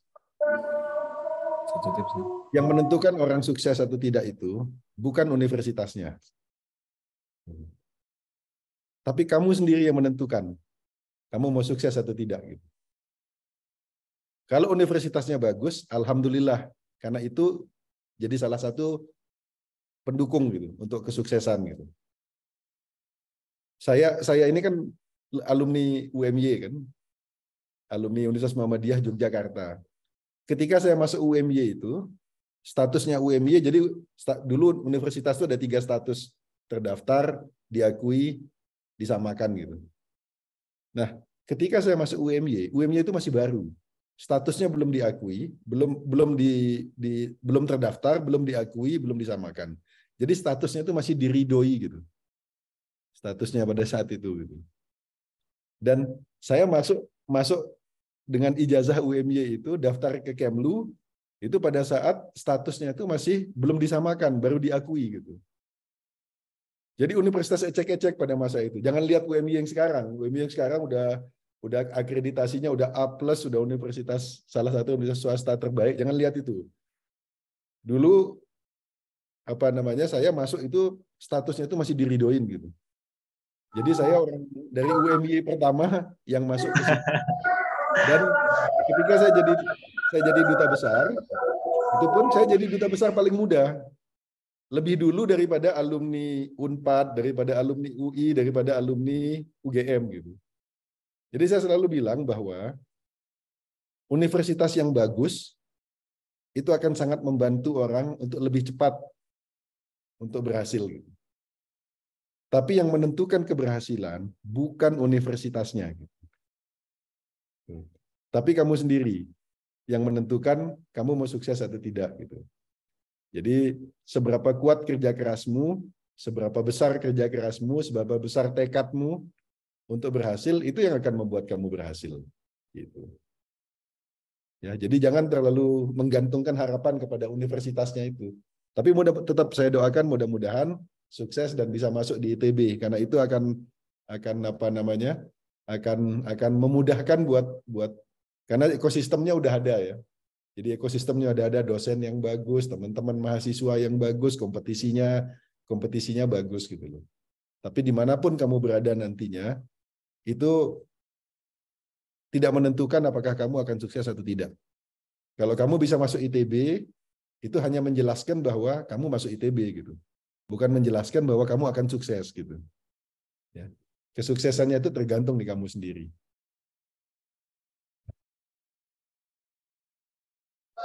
Baik, terima kasih. Mungkin satu lagi pertanyaan, tapi sebelum itu kita beri kesempatan kepada Bapak Muhammad Rum untuk memberikan komentarnya. Silakan, apakah Bapak Muhammad Rum masih bersama kita? Udah tarhim itu. Izin.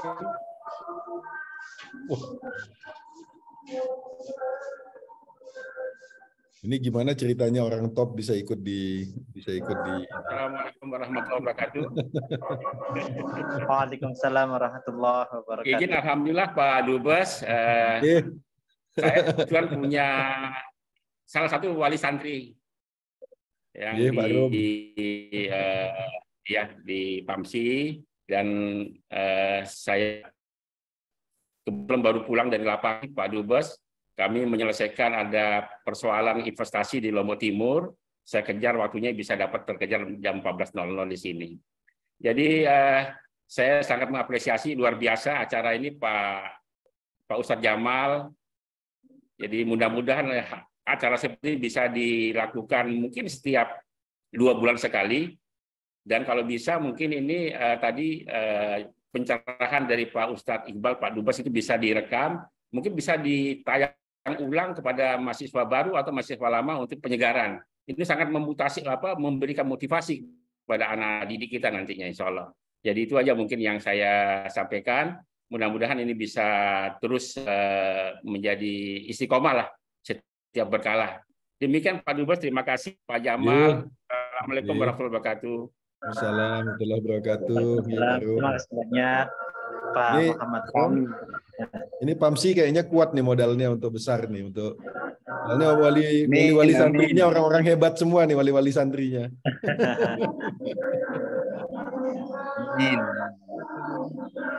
Baik, saya tinggal satu lagi dari Putra, anak siswa santri kelas 11. Silakan Putra. Assalamualaikum warahmatullahi wabarakatuh. Mohon maaf, mungkin sebelum bertanya. Jadi yang pertama,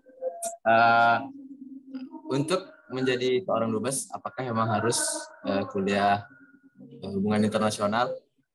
Kemudian yang kedua, bisa nggak sih kita mengadakan pertukaran pelajar ke Turki dari sekolah sayang ibu mungkin sama ke madrasah lain yang ada di sana. Sekian, terima kasih.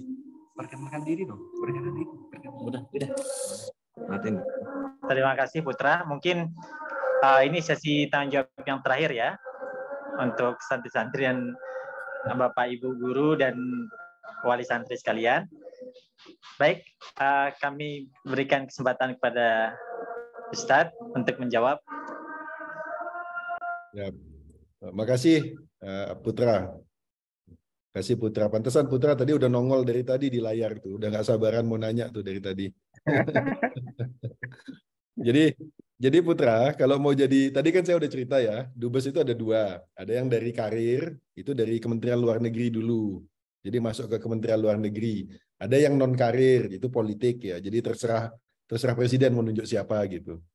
Nah kalau yang bukan karir ini nggak ada kaitannya dengan latar belakang pendidikan. Mau apa aja, mau jadi apa aja boleh gitu. Jadi pada zamannya Gus Dur itu malah beliau menugaskan seorang sahabatnya yang nggak ada hubungannya sama urusan diplomasi gitu, tapi bisa jadi tetap menjalankan fungsinya sebagai dubes dengan baik gitu. Nah tapi kalau mau masuk ke Kementerian Luar Negeri itu yang pasti mata kuliah yang bisa jurusan yang bisa diambil itu hubungan internasional, komunikasi, ekonomi pembangunan, kemudian sastra Prancis dan sebagainya, itu bisa diambil gitu loh. Tapi setiap tahun sebenarnya berbeda-beda. Di angkatan saya misalnya, itu yang paling beragam. Ada yang jurusan pertambangan, ada yang jurusan pertanian, ada yang jurusan perminyakan, ada yang jurusan IT bisa masuk juga gitu loh. Bisa masuk juga gitu loh. Jadi beda-beda tergantung kebutuhannya. Nah, yang jelas untuk menjadi seorang diplomat, yang jelas itu satu bahasa Inggrisnya. Jadi bahasa Inggrisnya itu TOEFL tuh minim 600 lah udah. 600 TOEFL itu ambil gitu. Bisa dalam waktu sebulan kalau kamu serius, TOEFL 600 tuh gampang bisa dikejar kalau kamu serius gitu. Saya biasa menyemangati teman-teman saya yang nggak bisa mencapai nilai segitu, saya semangatin, dan begitu dia serius ngikutin anjuran itu, bisa dia capai gitu. Kemudian pastikan menguasai satu bahasa asing lain. Nah, kalian kan udah menguasai bahasa Arab lah. Paling nggak basic nahu sorofnya udah oke. Walaupun masih fusah gitu ya, tapi nggak apa-apa gitu. Itu udah modal gitu. Belajar bahasa Arab gitu. Jadi bahasa Arab itu jadi modal. Syukur-syukur kalau masih sempat menguasai bahasa asing yang lain gitu. Bahasa asing yang lain gitu. Sebenarnya belajar bahasa itu kan masalah passion gitu ya. Masalah passion. Jadi mulai ngurangin untuk baca berita-berita di medsos yang pakai bahasa Indonesia gitu. Udah bacanya dari bahasa Inggris. Tuh ada Jakarta Post gitu. Ada sumber-sumber lain berita yang sama tapi kamu bacanya dalam bahasa Inggris gitu. Jadi membiasakan gitu. Membiasakan. Dulu kayak zamannya saya kuliah itu kan belajar bahasa Inggris itu susah gitu. Karena mahal gitu. Sekarang belajar bahasa Inggris bisa pakai YouTube gitu. Gratisan pakai YouTube. Jadi manfaatkan media sosial itu untuk self development, untuk mengembangkan diri gitu. Dan kalau kamu sekali udah ke YouTube, nanti ngedownloadnya atau nontonnya yang begitu-gitu tuh, yang untuk belajar bagaimana belajar bahasa Inggris dengan baik, nanti feedingnya itu yang direkomendasikan itu semuanya kayak gitu-gitu semua. Karena algoritmanya media sosial kan seperti itu. Jadi sekali kamu masuk ke YouTube yang positif, nanti yang masuk rekomendasinya semua positif semua tuh. Karena algoritmanya nangkep orang ini sukanya yang beginian gitu loh. Makanya cari YouTube yang bermanfaat buat kalian itu. Nah, jadi itu tadi ya. Jadi untuk mau jadi dubes suatu saat itu jadi diplomat dulu. Jadi diplomat melalui Kementerian Luar Negeri gitu. Ekonomi, sastra, terus ya pokoknya yang ilmu sosial yang kayak gitu itu hampir semua bisa masuk menjadi diplomat ditambah dengan bahasa tadi. Kalau bahasa Inggris sudah wajib lah itu. Kalau bahasa Inggris sudah wajib ditambah dengan bahasa asing lain. Sukul-sukul bahasa. Sekarang kan ngelihatnya gini. Ngelihat banyak negara gitu. Negara yang paling banyak itu yang berbahasa itu kan dari segi jumlahnya itu bahasa Arab ya banyak. Kemudian bahasa Perancis itu banyak. Di Afrika itu jajahan Perancis kan hampir semua berbahasa Perancis gitu. Jadi yang dibutuhkan untuk Perancis banyak. Terus dulu Uni Soviet pecah jadi negara kecil-kecil. Jadi banyak negara berbahasa Rusia. Jadi kebutuhan bahasa Rusia banyak gitu. Untuk di Kementerian Luar Negeri ngelihatnya gitu. Terus sekarang Cina makin maju gitu. Cina makin maju sekarang. Ekonomi dan politik. Berarti kebutuhan bahasa Cina makin besar gitu. Jadi ngelihatnya gitu aja kalau nanti mau ambil bahasa apa yang mau didalamin gitu. Gitu. Nah, yang terakhir mengenai pertukaran mengenai pertukaran pelajar nanti antara PAMSI dengan ini minggu depan saya rencana ada ketemu dengan Imam Hatib gitu. Imam Hatib itu pondok pesantren milik pemerintah. Pak Erdogan itu alumni Imam Hatib gitu. Alumni Imam Hatib beliau, alumni pesantren gitu. Nah, boleh tuh nanti kalau bisa bikin pertukaran itu bagus tuh. Itu bagus untuk pertukaran. Tapi supaya kan itu biasa pertukaran kan di tahun-tahun terakhir tuh. Nah, mungkin saya sarannya Ustadz Jamal mungkin bisa nabung wajib setiap dari dia masuk kalau mau bikin acara pertukaran kayak gitu, dari masuk sudah nabung wajib gitu, bikin tabungan wajib gitu. Jadi udah nyicil tuh. Supaya nggak jadi beban jadi orang tua nanti di akhir gitu loh. Kalau pas mau acaranya baru ditawarkan kepada orang tua, oh biayanya sekian, itu kan berat gitu. Jadi kasihan mereka yang nggak bisa memenuhi. Jadi bikin tabungan aja gitu. Nabung selama 3 tahun, begitu selesai nanti bikin acaranya, bikin kegiatannya adalah untuk pertukaran selama seminggu, 2 minggu, sebulan gitu, untuk membuka wawasan gitu, insya Allah. Harusnya itu sih nggak terlalu sulit. Begitu, Putra? Udah oke? Bagaimana Tadi Putra? penjelasannya? Gimana? Dari ya alhamdulillah ya sudah jelas sih tadi penjelasannya. Nanti kita ngobrol lebih panjang kalau nanti saya sempat main ke situ. Alhamdulillah. Tunggu, Pak Amin, Dubes. amin, Kita tunggu. Insya Allah. Baik, terima kasih kepada Putra dan semua santri yang meramaikan diskusi kita siang hari ini. Semoga Pak Tia, boleh saya ini Pak Tia? Oh, Nam? Ya. Masih ada yang ingin bertanya? Saya Pak Tia. Oh, Dikit aja. silakan, Menutup Ustaz. lah ya. Saya sebenarnya agak Ini yang menahan diri bertanya, tadi. yang bertanya harusnya yang menjawab beliau ini. Ya sekaligus mengomentari mungkin tadi ya. Sebenarnya saya ingin komentar, nggak sabar dari tadi Pak Dubes, cuma memang kan ini kita kasih buat orang tua dan anak-anak ya, dan untuk bicara ya. Saya terus terang merasa sangat lebur tadi ketika di pembukaan Ustadz menyampaikan hal-hal yang kami merasa kok kita kayaknya nggak ada pemisah, Prof. Pak Dubes ya. Tentang gagasan, tentang ide, tentang bahkan poin-poin yang antum sampaikan itu sering menjadi bahan diskusi kita di guru-guru di sini ya. Dan mudah-mudahan ketersambungan ruhaniyah ini bisa nanti lebih mewujud secara jismiyah dalam bentuk kegiatan-kegiatan. Itu pertama. Tadi misalnya tentang bagaimana memang kami selalu menekankan bahwa agama Islam ini tidak memisahkan antara agama dan umum. Semuanya adalah agama, semua lillahi ta'ala. Itu yang kita ini, dan anak-anak juga kita dorong, guru-guru, bahkan itu menjadi selalu kita seminggu itu 2 kali kami harus duduk terus mengasah visi misi kita, kesadaran holistik lah semacam itu ya, tentang bagaimana kita beragama, bagaimana kita berislam dengan kafah itu. Dan saya bersyukur sekali ini menjadi energi tambahan, dan kami merasa semakin berada dalam posisi yang tepat untuk menjalankan apa yang selama ini kita sudah jalankan di Sayang Ibu ini. Amin. Amin. Dan tentu saja juga buat orang tua menjadi menambah keyakinan beliau-beliau dan memberi dukungan support dalam berbagai bentuk untuk mencapai visi misi. Ini bukan visi misi Sayang Ibu, ini visi misi umat ini, dan saya kira itu tugas kita bersama. Itu kemudian tadi terkait dengan insya Allah Pak Rum, kita akan coba terus mengadakan ini. Di samping ada sesi kami parenting, nanti kita ada berapa kali? Oh, ini ada istri saya Pak Dubes. Oh.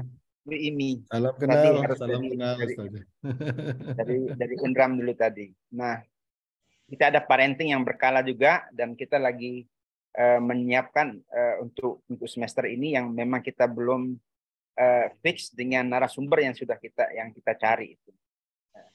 Kemudian masalah tadi itu di kami di Sayang Ibu, anak-anak itu memang sejauh ini sampai Jakarta, pernah sampai Malaysia, Singapura, Pak Dubes. Dan itu adalah dari bukan tabungan. Ya tabungan, tapi mereka juga bekerja cari uang sendiri. Dan kita tidak membolehkan dari orang tua. Jadi mereka jualan apa-apa dan kumpulkan. Bisa nanti ke Jawa melalui ya tadi yang antum bilang tijarah itu.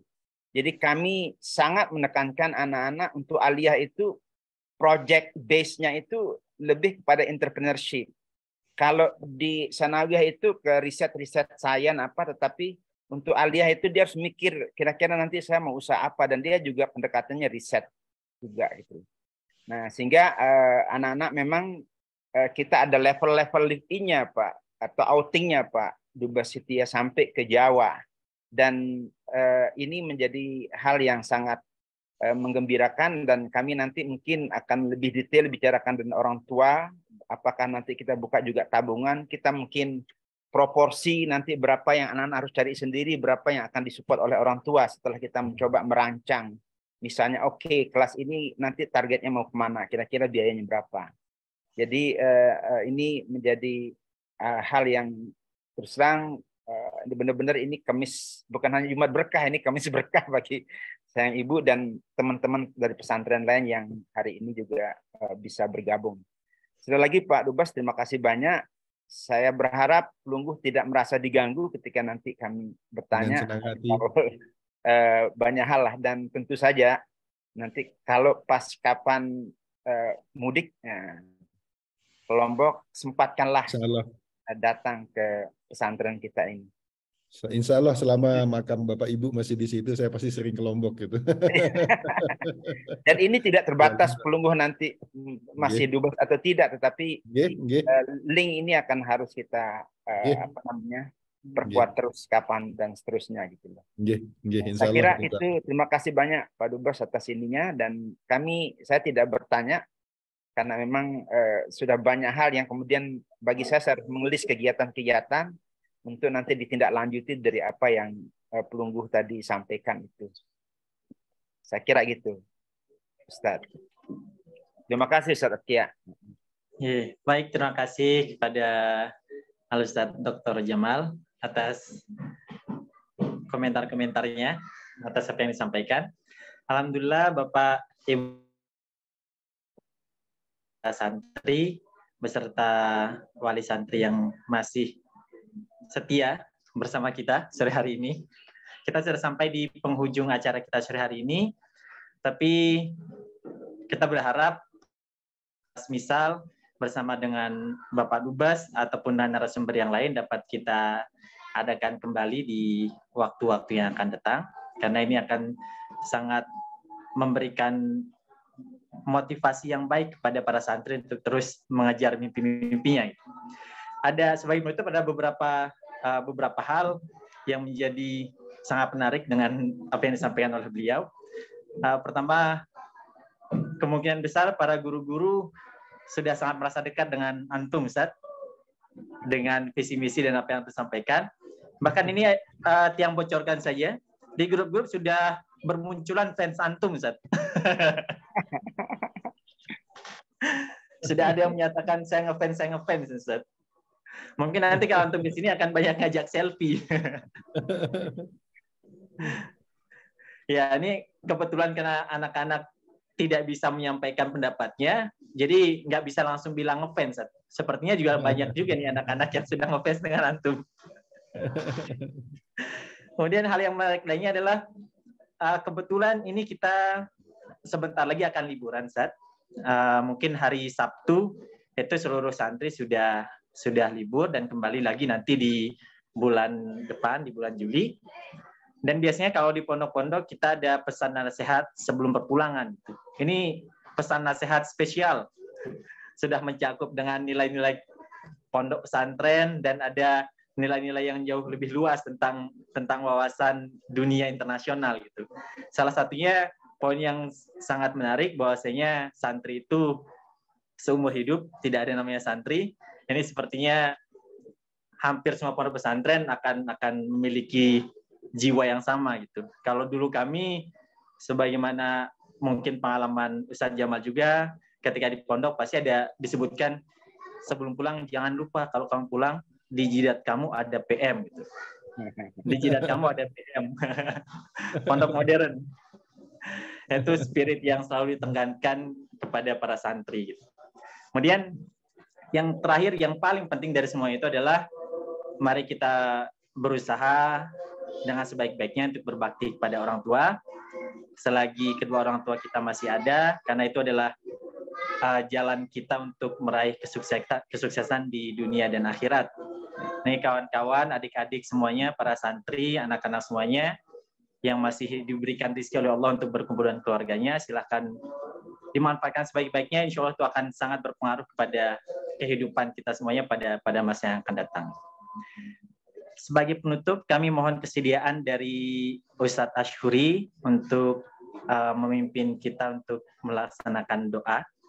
Kepada Ustadz Ashuri, waktu dan tempat disilahkan.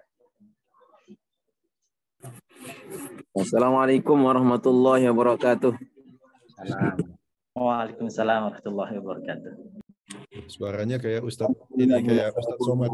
Bismillahirrahmanirrahim. Alhamdulillahi rabbil alamin. Hamdan yuwafi ni'amahu wa yukafi'u mazidah. Ya Rabbana lakal hamdu kama yanbaghi li jalali wajhikal karim wa 'azimi sultanik. Allahumma salli ala Sayyidina Muhammadin salatan tunjina biha min jami'il ahwali wal afat wa taqdi lana biha jami'al hajat wa taqdi lana biha jami'al hajat wa taqdi lana biha jami'al hajat wa tutahhiruna biha min jami'is sayyi'at wa tarfa'una biha indaka 'ala darajat wa tuballighuna biha aqsal ghayat min jami'il khairati fil hayati wa ba'dal mamat innaka ala kulli syai'in qadir.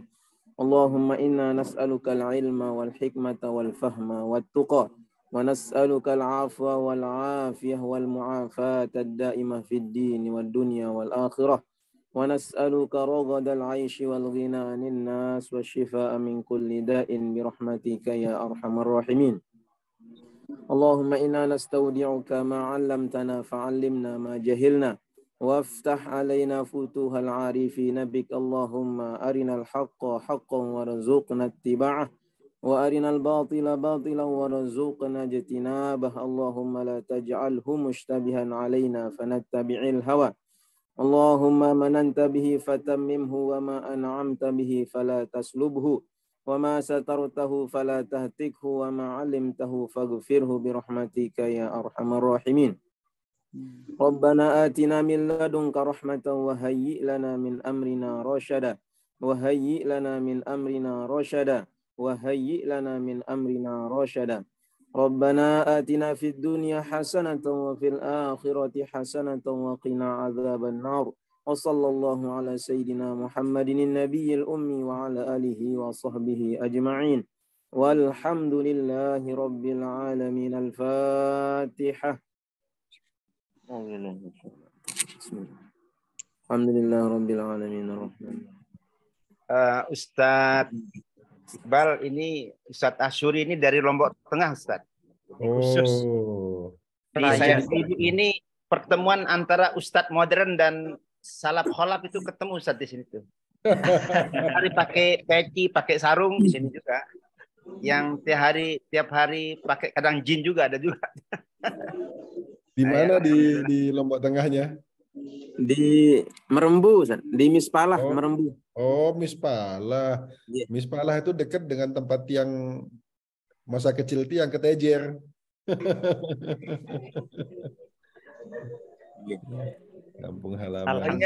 Saya tahun 2000 ini sudah kita selesai ya. Jadi sudah ini ya, Ustadz Atkia ya. Ngobrol-ngobrol aja dikit deh. Biar saya tahun 2000 2010 kali ke 2 minggu Pak Dubes di Turki. Di Ankara seminggu sama di Istanbul. Oh, sempat ke Ankara juga. Napi di Ankara? Enggak, 2 seminggu aja. Seminggu di Ankara, seminggu di Istanbul. Kita berkunjung ke sekolah-sekolah. Jadi karena dulu masih di kementerian itu, sama teman-teman kita pernah berkunjung ke beberapa lembaga pendidikan. Termasuk ke apa tadi itu yang Hatib itu yang pelunggu sebut. Imam Hatib. Imam Hatib ya. Imam Hatib. Beberapa di Imam Hatib. Beberapa sekolah yang itu satu jaringan dengan Tedis Zaman ya, salah satu koran besar di sana ya. Yang zaman itu sekarang sudah dijadiin kelompok teroris, itu sudah dilarang. Oh iya, sudah dilarang di Turki sekarang. Udah dilarang ya. Iya. Fethullah Gulen ya. Iya. Sudah ditutup semua itu, sekarang jadi dianggap sebagai organisasi terlarang sekarang. Karena terlibat kudeta. Iya. Jadi benar-benar kami cuma mendengar aja beritanya di sini, tapi benar-benar ya dilarang ya. Benar. Sampai sekolah-sekolah di Indonesia beberapa itu kan dia terkait dengan pasiat itu dulu, Pak Dubes. Ya, dengan pasiat. Mereka tidak ditutup, tapi berganti pemilik. Kalau dulu pemiliknya kan Yayasan Pasiat, sekarang udah berganti pemilik. Karena karena kaitan dengan kelompok yang melakukan kudeta tahun 2016. Wah, ini apa namanya berita realnya di Turki sekarang seperti itu ya. Nggih. Nggih, jadi yang sekolah-sekolah yang dulu punyanya Fethullah Gulen itu udah nggak ada lagi sekarang. Jadi diambil alih sama pemerintah. Sekali lagi terima kasih banyak Pak Dubes. Sami-sami. Salam waktunya. buat semuanya. Mohon maaf kalau ada Segala yang kekurangan. Nggih. Wallahu a'lam bishawab. Kalau ada kekurangan mohon maaf nggih. Amin, sama-sama. Miring. Silakan Baik. Pak Tia. Ngapain, Rit? Di Tua Kawa, Rit? Baik, terima kasih kepada seluruh peserta acara kita pada siang hari ini, terutama tamu undangan, wali santri yang sudah menyempatkan dirinya untuk bergabung pada diskusi siang hari ini. Semoga bisa mendatangkan kebermanfaatan dan bisa menjadi awal dari kerjasama-kerjasama lainnya di masa yang akan datang. Nahnu nas'ad bi turikum Ustaz wa sanakunu as'ad lamma zurtum ma'hadana. Dengan senang hati, insya Allah pada saat nanti ke Lombok insya Allah akan mampir di sini. Amin. Kami akan sangat senang bisa bertemu langsung dengan antum, berkunjung, berdiskusi selanjutnya di waktu yang akan datang. Baik, Tiang sebagai moderator memohon maaf jika ada kekurangan, kesalahan pada seluruh peserta dan khususnya kepada Ustadz Lalu Muhammad Iqbal. Jika ada hal-hal yang kurang dalam proses pelaksanaan selama acara, kami seluruhnya dari PAMSI, dari Sayang Ibu mengucapkan beribu-ribu maaf, dan kami mengucapkan juga beribu terima kasih atas kesempatan untuk berdiskusi dan antum meluangkan waktu antum siang hari ini. Semoga menjadi dicatat sebagai amal kebaikan untuk kita semuanya. Amin. Baik, untuk menutup acara kita pada sore hari ini, mari kita bersama membaca Alhamdulillahirabbil alamin dan kafaratul majlis. Subhanakallahumma wa bihamdika asyhadu an la ilaha illa anta astaghfiruka wa atubu ilaik. Terima kasih untuk semuanya. Tiang Khairul Adkia, mohon pamit undur diri. Wassalamualaikum warahmatullahi wabarakatuh. Waalaikumsalam warahmatullahi wabarakatuh. Mohon doanya, Tiang mohon doa, saling mendoakan. Amin, Pak Dubes. Salam takzim buat masyarakat Indonesia di. Insya Allah nanti kalau ketemu insya Allah. Assalamualaikum. Waalaikumsalam warahmatullahi wabarakatuh. Waalaikumsalam.